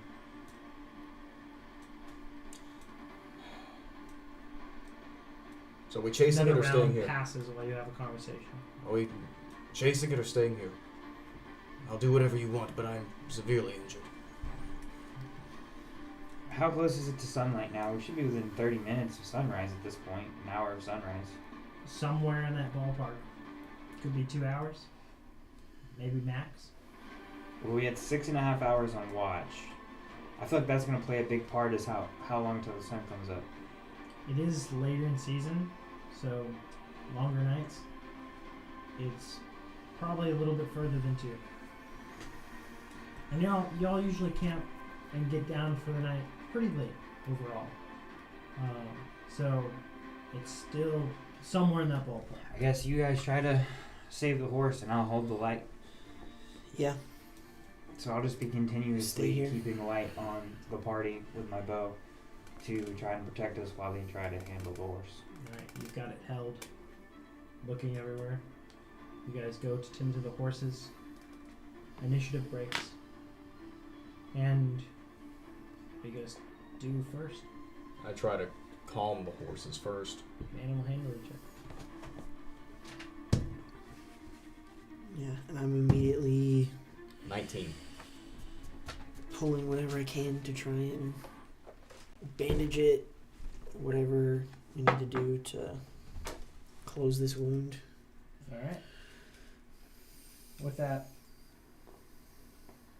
the darkness of the night, the terror of what you've experienced, the dread of this starts to set in as you guys tend to the horses. Work on setting the wound. Just mark off the use of your healer's kit as you start to use some of your supplies to help it mend its massive cut that's streaked across it. It's lost a fair bit of blood, but not enough to take down what is a horse. It's got a lot of blood to lose before it falters. And you, thankfully, no broken bones in the horse, nothing of longer tenuous injury or other things like that. And even the cart looks mostly intact, just strewn about with supplies. You guys keep watch and slowly piece everything back together, getting it all packed up, hashed together and ready for what is the next day. You guys each from this, from the experience of it, from the impacts of everything, get a varying amount of shadow points. For you yourself being the source of the target almost entirely, you have 3 points of shadow from the dread of this thing locked in on you. Oh, I get 3 in addition to the... Yeah, to the initial. Yeah. And the rest of you get 2. Whatever this thing was, this monstrosity, this hellish abomination, the rumored shadow, this shadow of dread, the words that they had given as description was Scourge of the Shadows. Scourge of the Shadows. You feel the name echoed. This nameless creature with some kind of emphasis on darkness and shadow and being wreathed in it. The thankfulness you have in your weapon that literally put a spark of hope and light into this, what could have been an entirely different outcome of not being able to fight and see this thing. You guys dealt some hefty blows to it. And not knowing the essence of its make or its composition and what is actually its composure, you have no idea on how damaged it truly was. But at whatever rate, it was discouraged enough to say that it wasn't worth further trying to get a meal. It took off, and we're not sure how far. Not sure if it's still around. But as you guys gather all your supplies, day breaks. You feel a sense of comfort with the rising of the sun. Finally get this weight off your shoulders. What do you guys do? Oh, we would have at least completed a short rest, right? The two It of us takes- who slept. Yeah, well, yeah. Because of the combat duration and everything in between, Cool. And we ride, I guess. gathering Do you everything think you we're have. gonna chase it? I mean, I think Try we and missed our drag it down? opportunity. We either had to chase it then while it was 70 points of damage gone, and we're just as wounded as we were, and it's going to be healed. I don't think we chase it now. If anything, we'll probably have to fight it again tonight. So, I mean, I don't know how it tracked us. I mean, it didn't see me in the woods. It didn't hear me in the woods. But I don't think it was from scent. And it can burrow. So that points to that it probably tracks through vibrations, right? So it can probably track us. We should be prepared to fight it again tonight.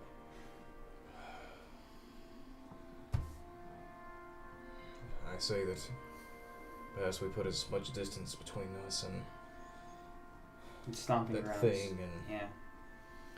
I think if perhaps it's try to rest. if it's essentially made its territory in the Barrow Downs with how much we did to it, if we leave, it's not going to follow us. I think it's going to try and recover, tend to its wounds. I don't think it's going to be fully healed overnight. It's also not the Over, only thing you to know, worry over a about in couple the of barrow hours. downs as well.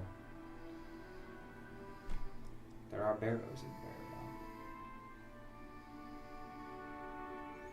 down. I sit down and I try to compose myself and look at this huge gash in my shoulder, and I try to tend to it best I can as I just try to process everything that just happened. I just see its tail tensing with every needle that goes in my arm.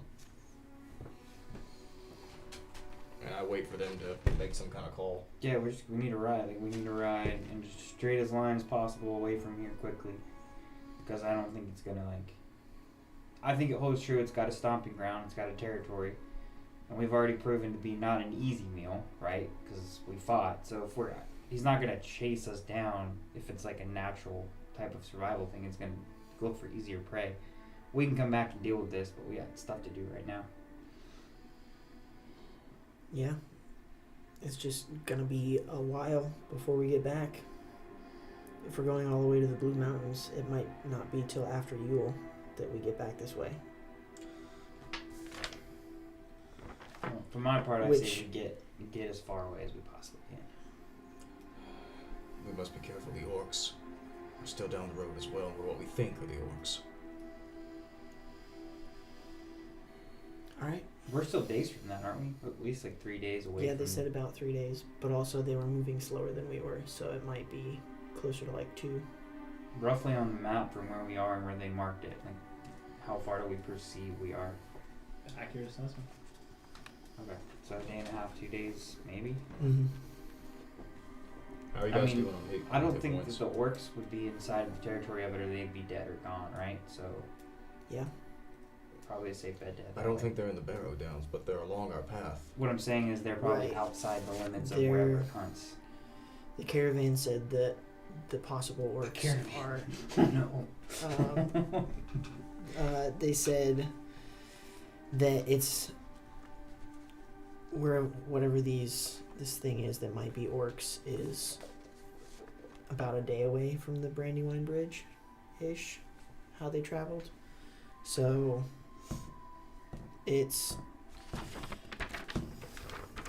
we're here, and it's probably here. Then let's leave. Cool. Alright. So good head out. All right, moving at a faster pace. Yeah. Yeah. All right. So you guys go to push the pace at which you guys are moving. Go ahead and make your pathfinding check. Straight roll. Yeah.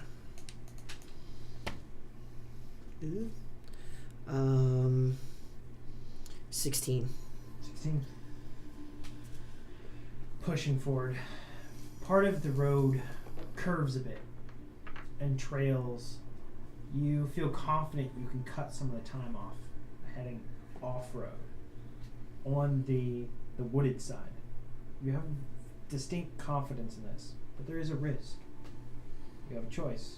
Try to cut some time and put some more distance along the road, or stick with the road.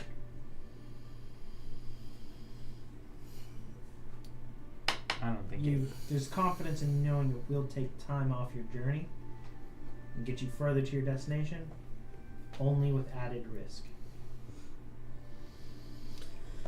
I don't think we need added risk. I think with Nathan in near critical condition, And I'm almost I would half health as well. stick with the safe path, even if it takes extra time. That way we potentially have more time to recover and we're not taking risk. All right, Even though it'll take longer to get there. pushing. You traverse the next square, the hex, full to the day, and you get to camping. You have a choice of going out hunting if you'd like, or No, we're good on food, and I think on watches tonight, you should definitely use the Gloom of Terror. Whoever's on watch needs to use it. What is that? Oh, the bow. Yeah. I'll use the bow. Yeah. okay. I would like to meditate first, though. So can somebody else take the first Yeah, I'll go watch? first. I'll take first watch. All right. For the first 2 hours, I need you to make a perception check.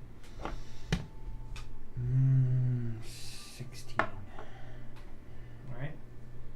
16. First 2 hours go by pretty smoothly. Everything's okay. Seems pretty okay. Did you make a wisdom saving? Random wisdom saving Do throw. you get bonus to that because of shield? Yeah, but I'm gonna have to reroll it anyways. Cause it'd be like 13.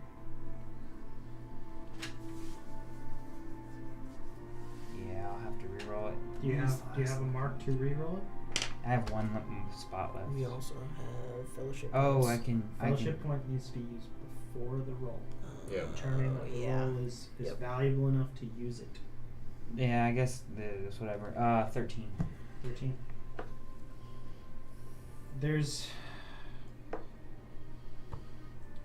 a feeling of anxiety. It seems to well up in your chest. Like a great big fist that's just knotted within your chest. You can't shake whatever this is before you start to put your finger on it. You're anxious about coming across what works. You're anxious of what it might mean if it's the orcs. The ones you're hunting, the ones you're trying to find, the one you're trying to dispatch and get revenge.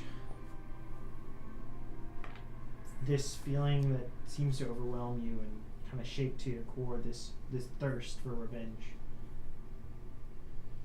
You get one shadow point. Yay. As the darkness seems to creep over part of what is your control over these feelings. Next watch kicks in, and Yeah, you I'll take take the it. second one, Elmamere. So I have disadvantage on this perception check.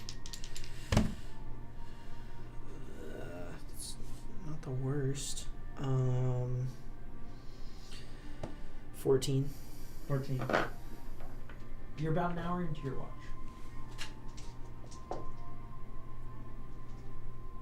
And there's a skip in your heartbeat as you feel what maybe the ground is moving, and quickly you realize, no, it's just in my head. It's just in my head. It's fine. It's fine.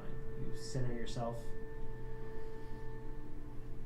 The ground's not moving. You're just on edge. You're ready for what's happening. You're listening out. You're looking out, and night seems to pass with no issue to this point. You pass the end of your watch. Cool. I'll wake Nathan for the last watch. You feel well rested, well restored. Just a few hours left to really process all the events of before. You feel meditative and ready for this watch. Go ahead and roll a perception check.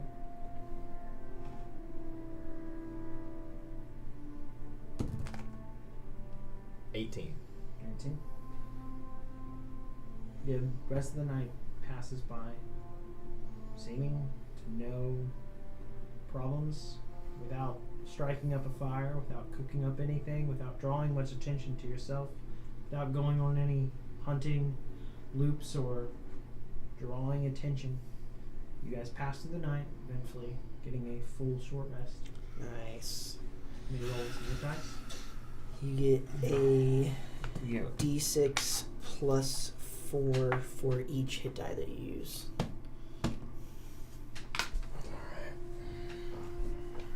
What was it plus? Plus 4. D6 plus 4. Okay. Plus Archon. Yeah. For this kind of doubled speed of moving and everything, Yes.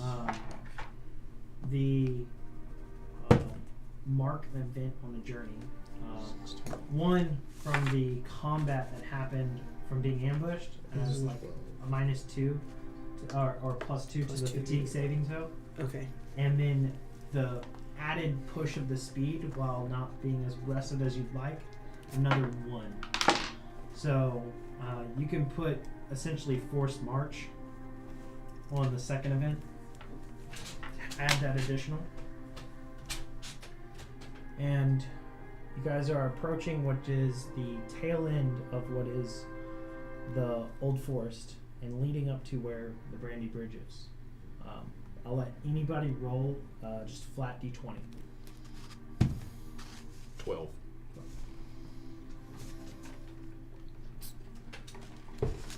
I'm at almost max HP. Nice. Off of one hit die.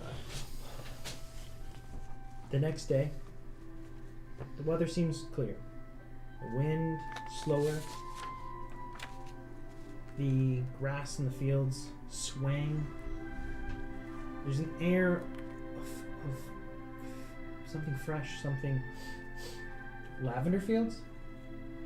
Distance to Brandywine Bridge is closing fast, and you see the break into what is the other side of the river in the distance.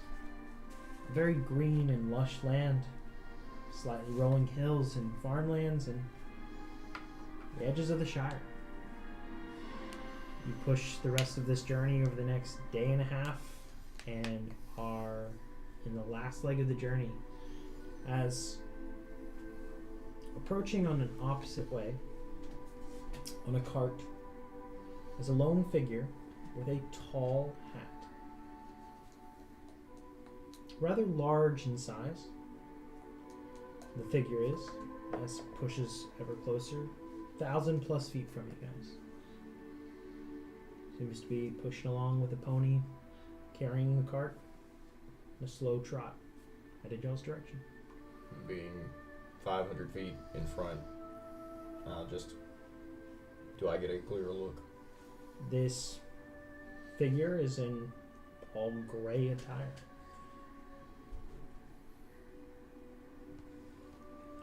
I just signal to our own wagon, and I approach cautiously. Alright, do you wait for them to close?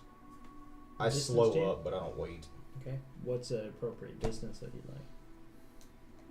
I'm making headway towards that caravan, or that wagon, that fellow, and I'm just moving at a slower pace, like half the speed that they're moving. Okay. So I So guess you guys are they start slowly catching up. catching that distance, and before what is coming to a stop there, probably 25 feet or so from you, and picking up a pipe and a furrowed brow,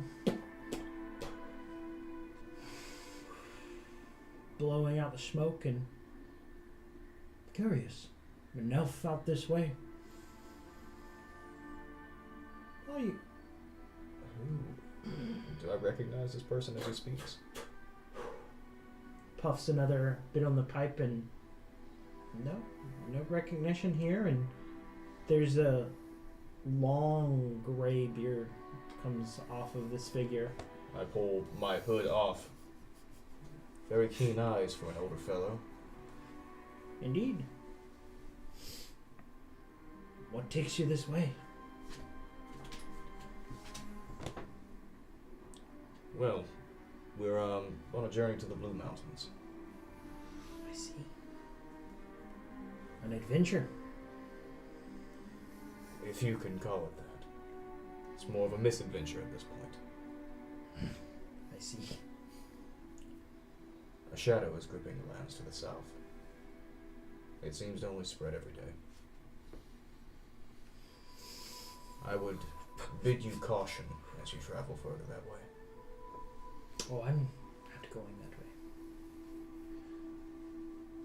Which And way? he seems to kind of very sternly look in your direction as the rest of the crew close the distance and join up, and looks to you all, and the Blue Mountains. Quite the journey. I bid you the best. And he clips along. Wait. It's Fireworks. as he starts to slowly start to trot, and you say wait, and holds up fast, and it seems as y'all are joining just a lone traveler that this one has had brief statements with that you're only catching the tail end of. I find it very... I'm thinking to myself, I find it very odd. Everyone we've come upon has stopped either noting their ranger status or just curious. And I find it very odd that even though he notices I'm an elf, he has nothing to say, and so I say back after he stops. What is your name? Oh, dear one. It isn't necessary.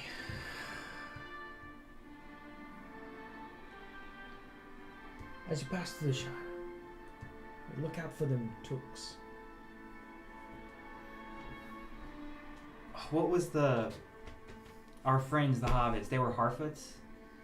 No, Jack, were they Harfoots? One of Festra, them was, Yeah, Festra, Jack and Yeah. Festra. Jack and Festra. They were both Were Harfoots? they Harfoots? I believe both were. Let me check. I believe both were Harfoots. I think it might have been both from different. One of them was for sure a Harfoot, I remember.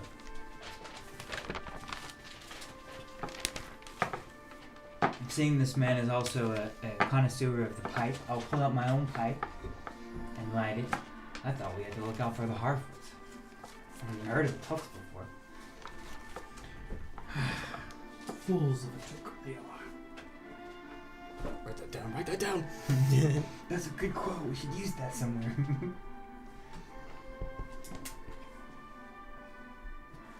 Is he blowing better smoke rings than me? As you see, you pull out a pipe, and it's almost as if there's this illusionary challenge.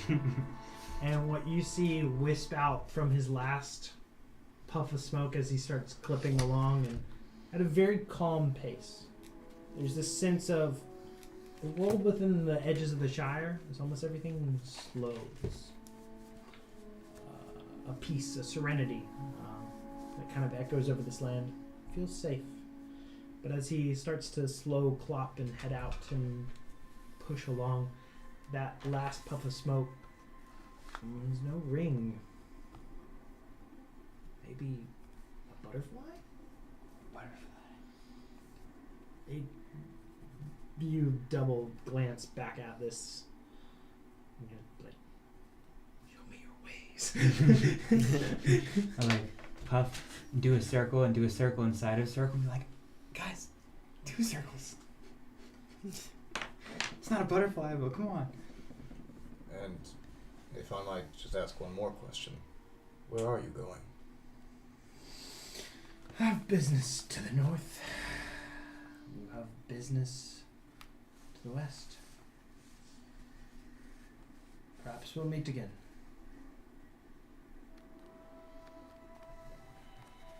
A bell. Just a polite bell.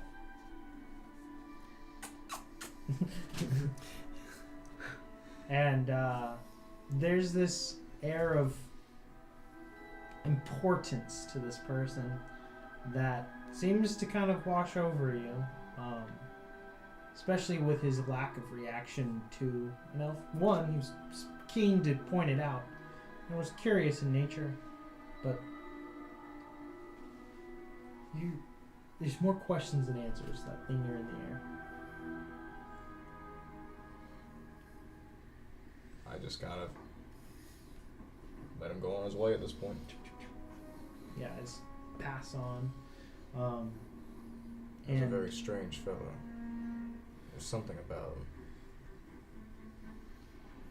Am I the only one who gets that air? Everything we've seen since we met in Rivendell has been strange.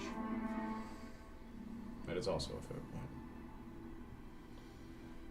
And I put my hood back over my head and I go back out to where I usually scout out. Alright.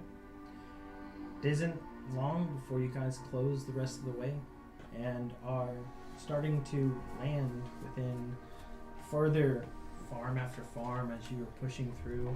There's a few that come out to look to see if you are selling things as they peek out and look towards. There's some that greet outsiders with a bit of a scowl and just in kind of a tough shoulders back high and just like a disgruntled neighbor at someone trotting through their yard in a way. And you guys close to what is the Shire and to what is the lands of the Shire.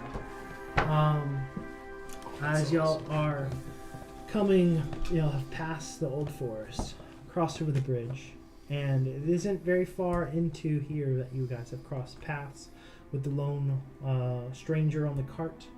And before what you would be, you're going to be passing on to Hobbiton. That's where you're intended to end your journey. But you are passing through this outlying town within the Shire here. And that is Whitfurrows. As you guys roll into the surrounding countryside on the outside edges of the East Farthing and pass through here, there is a seemingly rather important and to-do small folk. It's hobbit.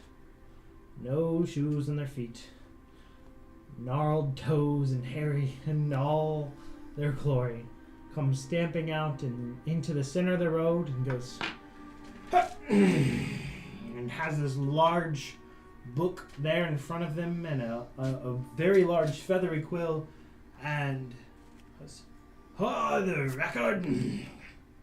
What is your business passing through the Shire?" Passing through the Shire. Very eloquently and large, this feather moves in the air as he writes, "And your names?" I'm Nathan. This is Elmir. "Your last names?" my people do not have surnames. I gave you one. Pray Was tell. it surname? Point. My hood's over my. Can you still tell?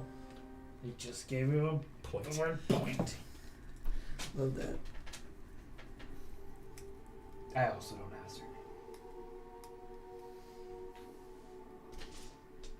I actually don't. He leans into it and carries. You don't have a family. Not anymore. Depressing. You should find one. Could you be my dad? Daddy wasn't there. Elborn, Stone Arrow. Strong name. You are now of Clan Point. What was good? Get the handshake going. Can I roll a sleight of hand check? For like, I'm not even breaking eye contact with this hobbit, but like, want to see For a good dab, yeah, for a good hand dab. Yes! Roll down. 17. Natural one. Ah, You slide with it. can I, But you can I Like, help takes him? two. Takes two to Dingo. Can I help him? But I'm looking though. No? I'm not looking. I should have to make a dex check for a dap that I'm looking at. You can help. Yes. 18. Wait. Yes, 18. Crisp. Yeah. And he finishes writing down and what's your destination? Blue Mountains. Got any food? Rations, venison, a few odds and ends. Care to exchange? He closes the book. I look like, For what?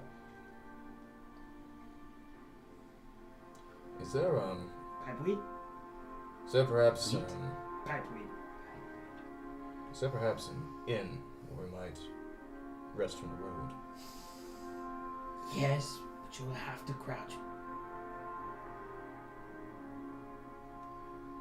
We can stand outside. It's I thought there was going to be more to that sentence. And like he seems to trail off a little bit.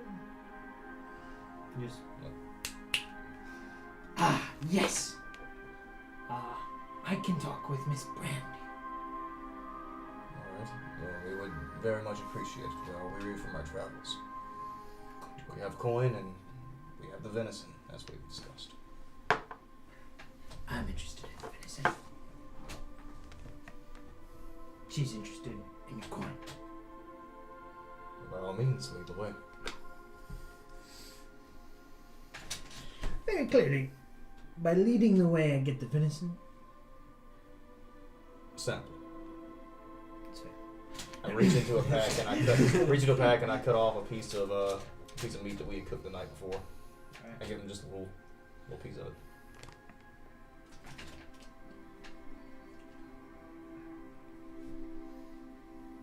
Yes.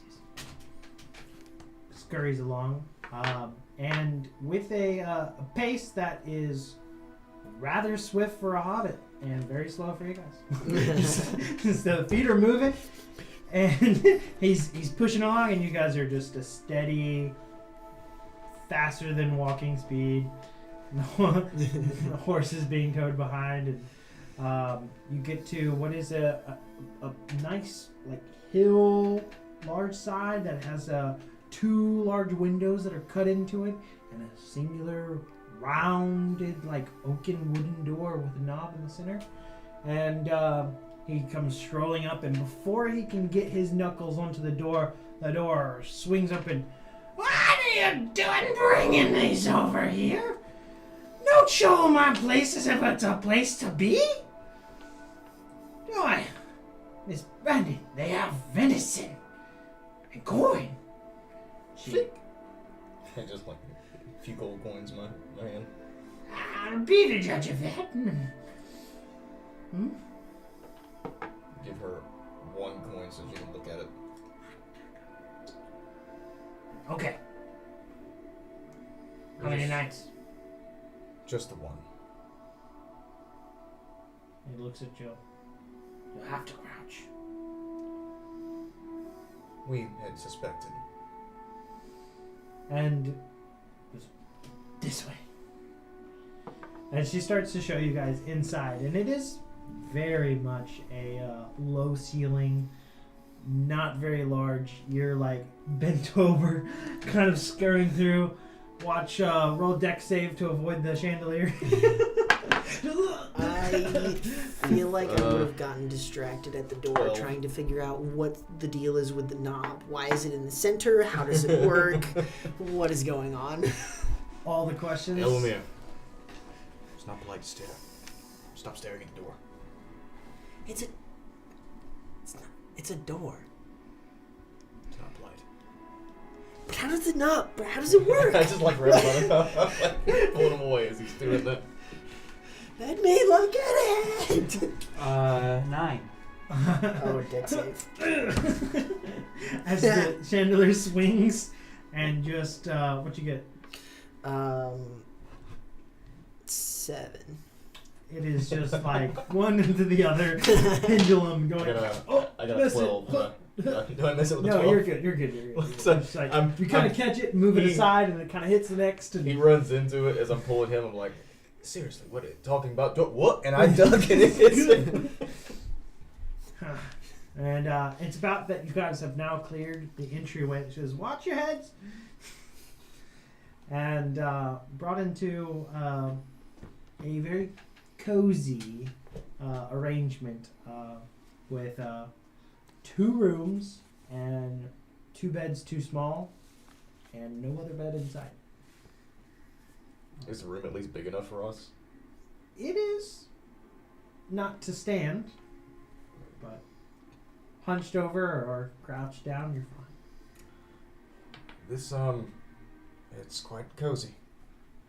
I like it. You keep a good place here. So, I don't serve breakfast. what about second breakfast? You've been around too many Harfoots. We are acquainted with some Harfoots. And we were warned about the Tooks. What do you have against the Tooks? Oh, me nothing. I don't know any Tooks. We were warned about Tooks. That fellow with a gray beard that was riding out of town. Tall, gray beard, pointy hat. Nothing you know but him? trouble. Nothing but trouble. What is his name? You refuse to give it. Oh, I don't want his name. We don't talk about that. She just This starts feels to like a touchy subject. she Maybe starts move to on. stammer off and he goes, just make yourself at home. And she seems very frustrated at the Took names besieged. Now you've gone and done it. So we're gonna have to push the beds I'm together, not right? eating any food that she gives us tonight, and that's your fault. Suit yourself. And like, I just turn and place my pack down.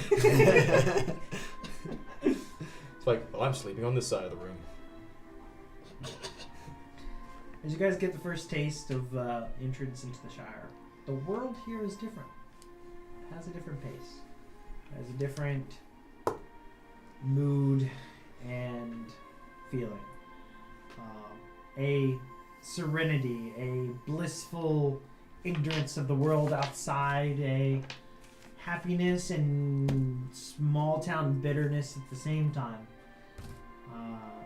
It's a combination. Is it enough to reduce shadow score? Just asking. Afraid not. The things that you carry on your hearts from the past few nights of travel weigh heavily. The things you've seen. And what? You guys settled in and are ready to set out to what is the final leg to Albington the next day. Is there anything you guys want to accomplish here in this small little outside district before you push further? I don't think so. Is this a bar? Like a Hobbit bar and like bed and breakfast? Like what is It's it? just like somebody's house. Somebody's house. Literally just I somebody's love that. And it's like if it was better acquainted as like somewhere to actually like stay, you would feel like there might be the slightest touch of larger ceilings. as being more grand. This is very much Hobbit and Hobbit only designed, and not. It almost like you got led into someone's grandma's house and their dolls up and other things, and fancy cookware and other things, and too many decoration knickknacks all around. That's the feeling you get. Whereas you're like, it's nice. She opened up the home, and you're slightly still worried about what else was connected, and she wasn't happy when she opened the door. She was okay with them coin though. Cool. We get a long rest. We would get a In short this, rest. this is a short rest on this one. Well, are we in a safe place, a sanctuary? It feels like it. But there's this uneasiness in the back of your head about this message about Tooks. I'm gonna try. There's no way. Come I'm gonna on. try to find the Hobbit who stopped us on the way in, considering he seems more amiable than Brandy, and see if there's anywhere that I can. Do they have maps? Can I copy one so that I have a semblance of an idea of where we're going? It doesn't take you too long. The place isn't very large. The next day, after getting a nice short rest and everything, and before you set out and trying to see if you can find some maps and this, you stumble into him once again, and Also, I want to get his name because we didn't do that at the beginning. You didn't, and as you stumble into him, he just, oh, you again. More venison? Yeah. I'll pull out some jerky Yes. and hand it to him. Didn't catch your name on our way in. Oh, name's Lupin. Lupin. 2 O's. As we've gotten to traveling in here, noting his interest in venison, is there not deer in these lands that I've seen or noticed at all? No tracks, nothing. Some of it comes from It's mostly fields. your anyways. gathering of this. The likelihood that you'd think that a hobbit would bring down a deer, low. You see them using a slingshot in your brain. You don't see them being able to wield a bow. Yes, they're not really hunters. They're more gatherers, Yeah. more farmers, and there's that excitement of meat, yes, yeah. You got good kill. You bring some for me. Nice. So Lupin, I like maps a lot. I like ledgers. And I see very similar interests. I appreciate it. Would you happen to have any maps or know of anyone who does that I could maybe copy so that we could continue our journey a little better informed? Well, not that I do, but there is a Baggins that does. A Baggins. Yeah. This is a Crotchety old fellow. family name? No. Well, yes. He's in Hoppington. His name's Bilbo. Bilbo Baggins. Fantastic. I doubt you'll be able to get to be able to speak with him, but he's the only one to have ventured far and wide that I know of. Crotchety old guy. Alrighty. So, like Miss Brandy. Good to know. More reclusive. Love that. He and I might get along very well. I don't like people as much as I could doubt. as some of the people I grew up with. I think that is it. Thank you, Lupin. Not a word. Was our intention to leave today as well, or are we staying? I thought we'd be able to get a long rest. That's the only reason I wanted to stay. We're not So finished yet. We're The not. intention was to finish the rest of the way to Hobbington. So right now it's like him talking mid-morning. Yeah, early. So could I have gotten up and gone and tried to hunt a deer just to give, like Brandy, since they? Do you want to backtrack and leave the farmlands, or go on the edges? I mean, now if it's with like more than an hour and a half thing, you know, I that'd don't be know, man. I weird. see It's a deer in ways. farmland all the time. It's a bit of ways, Honestly. and on the edges, you have a better chance. Yeah, don't worry about it then. Yeah. Because if we're leaving today, then it doesn't matter. Yeah, but it is a good deer season for everything. It is actually. Yeah, It's peak deer it's season. great. Surprised we haven't hit a deer on the road. without flying.